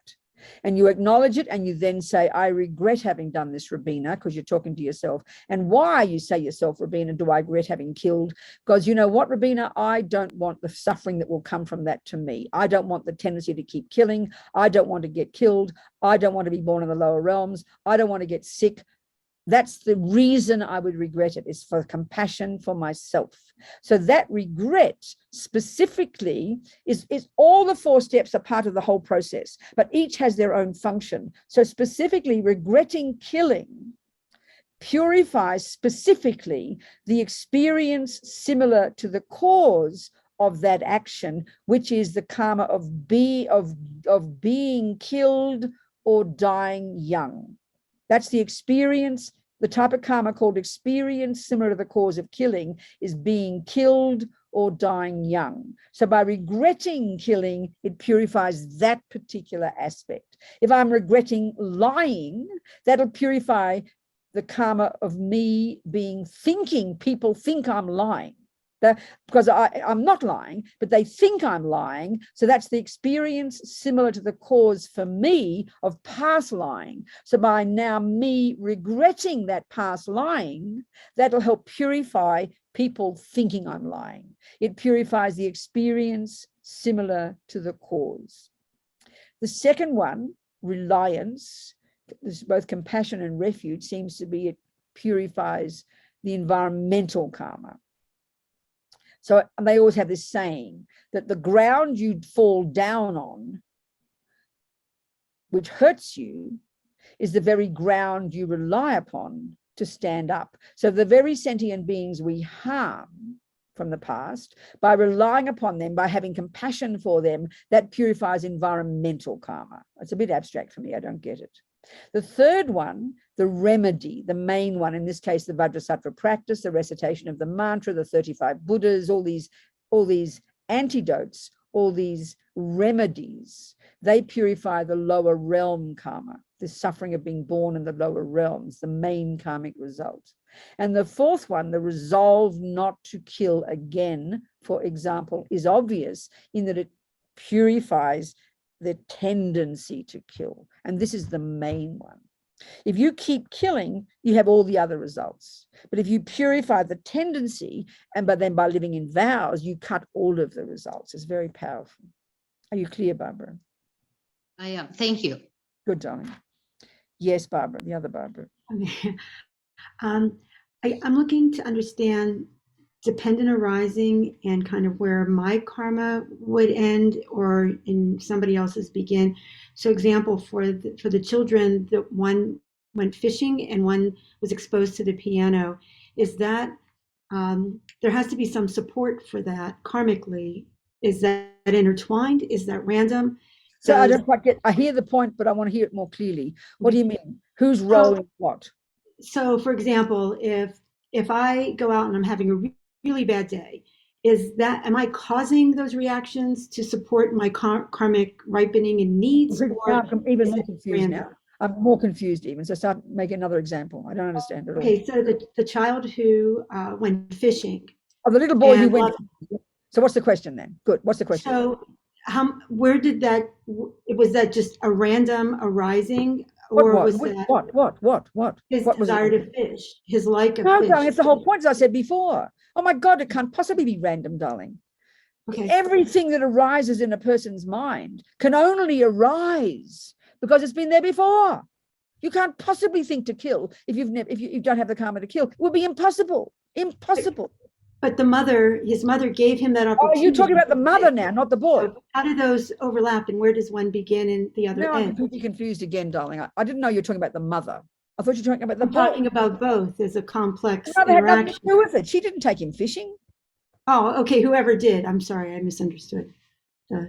Somebody took everything. I mean, oh wow, you're Christian. How interesting. But everybody, I mean, of course, someone takes a little boy fishing. And of course, someone takes a little boy to go to the movies. And that little boy's got strong attachment to sex and he sees a naked girl, he's going to have attachment to having sex, isn't it, in his little mind? I mean, everybody plays a role all the time. And this is where we don't have any wisdom. We have no idea how to guide our child. I mean, I always use the example of my friend Panos in Greece. He was a little boy walking down the street with his mother. And he saw a naked picture, half-naked lady at the cinema, a poster. And he said, "Mummy, why is my penis standing up?" I always quote this story. It's hilarious. Now, I mean, that means he had attachment to sex, attachment to female shapes. Now, for God's sake, to say his poor mother is to blame for that is just not fair. I mean, we don't have any wisdom. So if his mother knew his mind that well and wanted to protect little Panos from sexual attachment, he wouldn't have had him anywhere near a poster of a cinema. But what does his poor mum know? We know nothing. We're all blind as bats, actually, Barbara. We do it. All we can do is our best based on what wisdom we've got. Do you understand? Now, if a mother is the one who brought him fishing because she's attached to killing as well, then of course it's heavy. Of course it is. Of course it is. If you encourage your child to do the negative actions that you do, well, of course it's negative then. But I mean, it's so subtle when you hear how limited we have with wisdom. We don't see anybody's mind. We've never heard of karma. We don't see anything about the past. We don't think the past has anything to do with anything. So we're so unwise, really, isn't it? It's very interdependent. It's so subtle. They say that we only finally see the subtlety of karma when we're fully enlightened, because the subtlety of every single tiny moment, of every single tiny implication, of every tiny thought and every tiny action is insane. The interdependence of it is insane. So all we can do is start doing our best, you understand, Bob? Yes, I was just trying to think about, like, when people come into my life, is that all of my karma? Is that theirs mixed in with mine? That's experience similar. Okay, that's experiences similar to the cause. Okay. Meaning we don't live in isolation. We have very strong connections with different kinds of human beings. We've got history with each other. We're born to a human being. We live in existence in dependence upon others. Do you see my point? We eat other beings. We eat vegetables. People grow vegetables. We are utterly interdependently connected. So all the karma we have with others expresses itself in this one that's called experiences similar to the cause. Every being you have bumped into in this life, however you experience them, however they treated you, the main cause of that is your past actions. Everything you think, the main cause of that is your past actions. Everything that happens to you environmentally, the main cause of that is your past actions. This is the principle of the law of karma. Everything you think and say and do and hear and experience and touch and taste and smell, the main cause is your past actions. You are the creator of each moment of your life. Thank you. That is what I was trying to understand. Thank you very much. Got it. Okay. It's a very cosmic concept. I mean, we don't have it in the world. It's fascinating, but I think it's delicious. I love it. It's the best thing I've heard since anything. I love it. Mainly because it puts us in charge. I find that very empowering, you know. What's that time to finish, Mary? What time? Venerable Robina, we have a question in chat. What time are we supposed to finish, Lou?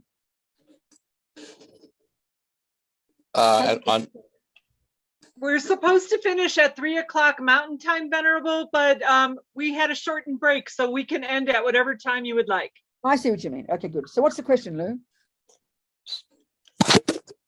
If a dog is suffering with pain or fear while dying, we should support them without hastening their death. If animals have a suffering existence, as you said, does suffering at their death increase their likelihood of being reborn into a higher being? I didn't quite hear the question there. Please say it again. Just read the words for me again. Okay. Please. So if a dog is suffering with pain or fear while dying, we should support them without hastening their death. We should support them without hastening their death. Then, yes, go on. Then. If animals have a suffering existence, as you said, does suffering at their death increase their likelihood of being reborn? Okay, I hear. No, that's a wrong. Okay. I think that's a misunderstanding of what I said. Okay, go back to the original story about this boy. Okay, listen, suffering in general, any moment of suffering, you hurt your toe, someone's mean to you, a pain in your elbow, the most intense suffering or the most mild suffering. In general, a moment of suffering is the fruit of a past negative seed. So by definition, it is now finished. But look at normal behavior. When a bad thing happens, we immediately get angry, don't we? Upset, freak out, get depressed. So what we do immediately, we've just purified that moment of suffering, but then we get angry. So now we create another moment of suffering and we make it even worse. That's the usual one. So the worst way to die is to die with fear. The worst way to die is to die with fear and suffering. Suffering is fine, but to have the fear and the anguish and the anger, which is so common because we don't know how to navigate this experience. So that's why if it's your animal or your grandmother, the most precious gift we can give them at the time of death is love and support and a feeling of security, so that even if they are suffering physically, their mind can be a bit more peaceful because they trust you and hold on to you and feel a bit calmer. That's the way you can help your animal die. That's the way you help your grandma die. Just having suffering itself is purifying, but unless you hear it, understand it properly, it just turns you into more anger and more misery, and that will be the worst way to die. The suffering is good because it's finishing, but you've got to die with a peaceful, virtuous mind, and that, unless you're a great yogi, won't come naturally. That's why, as Lama Zopa says, when people need us most in their life is at the time of death. It's to help them be virtuous, to be calm. So your little dog, who adores you, absolutely adores you, worships the ground you walk on, by you being around that little dog, saying mantras, letting it hear prayers, even if it's in a coma, and then you're going to be able to help your dog be peaceful. And then even that connection with you, because it's peaceful when it's time to die, can help trigger a virtuous karmic seed, and they'll get born as a human being because they're hearing the Buddha's prayers, they're hearing the Buddha's words, and they're feeling safe with you. That's the most precious way to die. Suffering in general is the result of negative karma and is finished, but unless you interpret it properly or work with it properly, it just creates more suffering. So we can assume that monk up in the mountains was a practitioner and he had a very peaceful death, a very good death. So it was, he utilized it properly. I hope that answers the question about the animal. Venerable, would you like to wrap it up, or would you like more questions, or how would you like to proceed? Well, I think it's good to finish. Let me just talk. I mean, we've just done, as usual, covered so much. The essence of we've tried to describe the big picture all the time, this big picture. Keep remembering every millisecond of what you think and do and say. Every millisecond of what you think and do and say. Like every time you see a garden, if you have a handful of seeds, whatever they are, every one you drop, you know they will bring a fruit. So you'd better be damn sure of what thoughts and actions you do, because everyone will bring a result. It's like a natural law, you know. That's why we need to have awareness, to live in vows, which gets ahead of the negativity, which enables us to program our minds in virtue and goodness, which brings even now more happy feelings for us, and sows marvelous seeds in the mind that can ripen in the future as no tendency to do negative things, a decent human body, connection with our spiritual practice, and the good environment. This is like literally the way to understand what causes suffering and what causes happiness. And the most basic level of it is to know I don't want suffering and I do want happiness. And then as we progress with our wisdom, we get wiser and more vast and more marvelous in our ability to help others in the same way. That's the compassion wing, all based on the understanding of karma, you know. And then there are these practices that enable this really well, to live in vows, which is so potent, and to do purification every day. We really can get ahead of the game. Then you can be content and you live a happy life. You can, by getting ahead of the game. I mean, to really understand the power of vows, when we start to think about that, if we can try and have confidence in that approach, it's just it's powerful. Every second of your day, when you've got a vow not to kill, not to steal, is programming you at the deepest level, and therefore putting atomic bombs under the tendencies to do those actions, and then powerfully helping you get future good results. So to have this view of karma from the big picture point of view does demand some kind of confidence in this concept of past and future lives. But if you don't like that, can still see the benefit even now, you know, by programming yourself in goodness, by deprogramming yourself from negativity. It just makes sense. You're the beneficiary. And then on the basis of this, you can help others. This is the general idea. Okay, darlings, that'll do. Jangchub, Semchog Rinpoche, Ma Ke Panam Ke Guchi, Ke Panyampa, Me Payang, Gongne, Gondu, Pelbashog. That means may all this amazing bodhicitta, this compassion, this wish to help others, may it grow and grow in the hearts of all. And these few hours we've been together, as many moments as there have been, as many seeds we've planted. So be very happy. We've just planted all these seeds. How marvelous. Look at these marvelous seeds we've planted. How incredible. We should be so delighted with ourselves and make this aspiration. We're going to nourish these seeds with our practice from this moment forward, to produce this marvelous person, so that we can also be of benefit to others. This is the idea, people. So be so delighted. And I thank you so much. Thank you, everybody. Much love.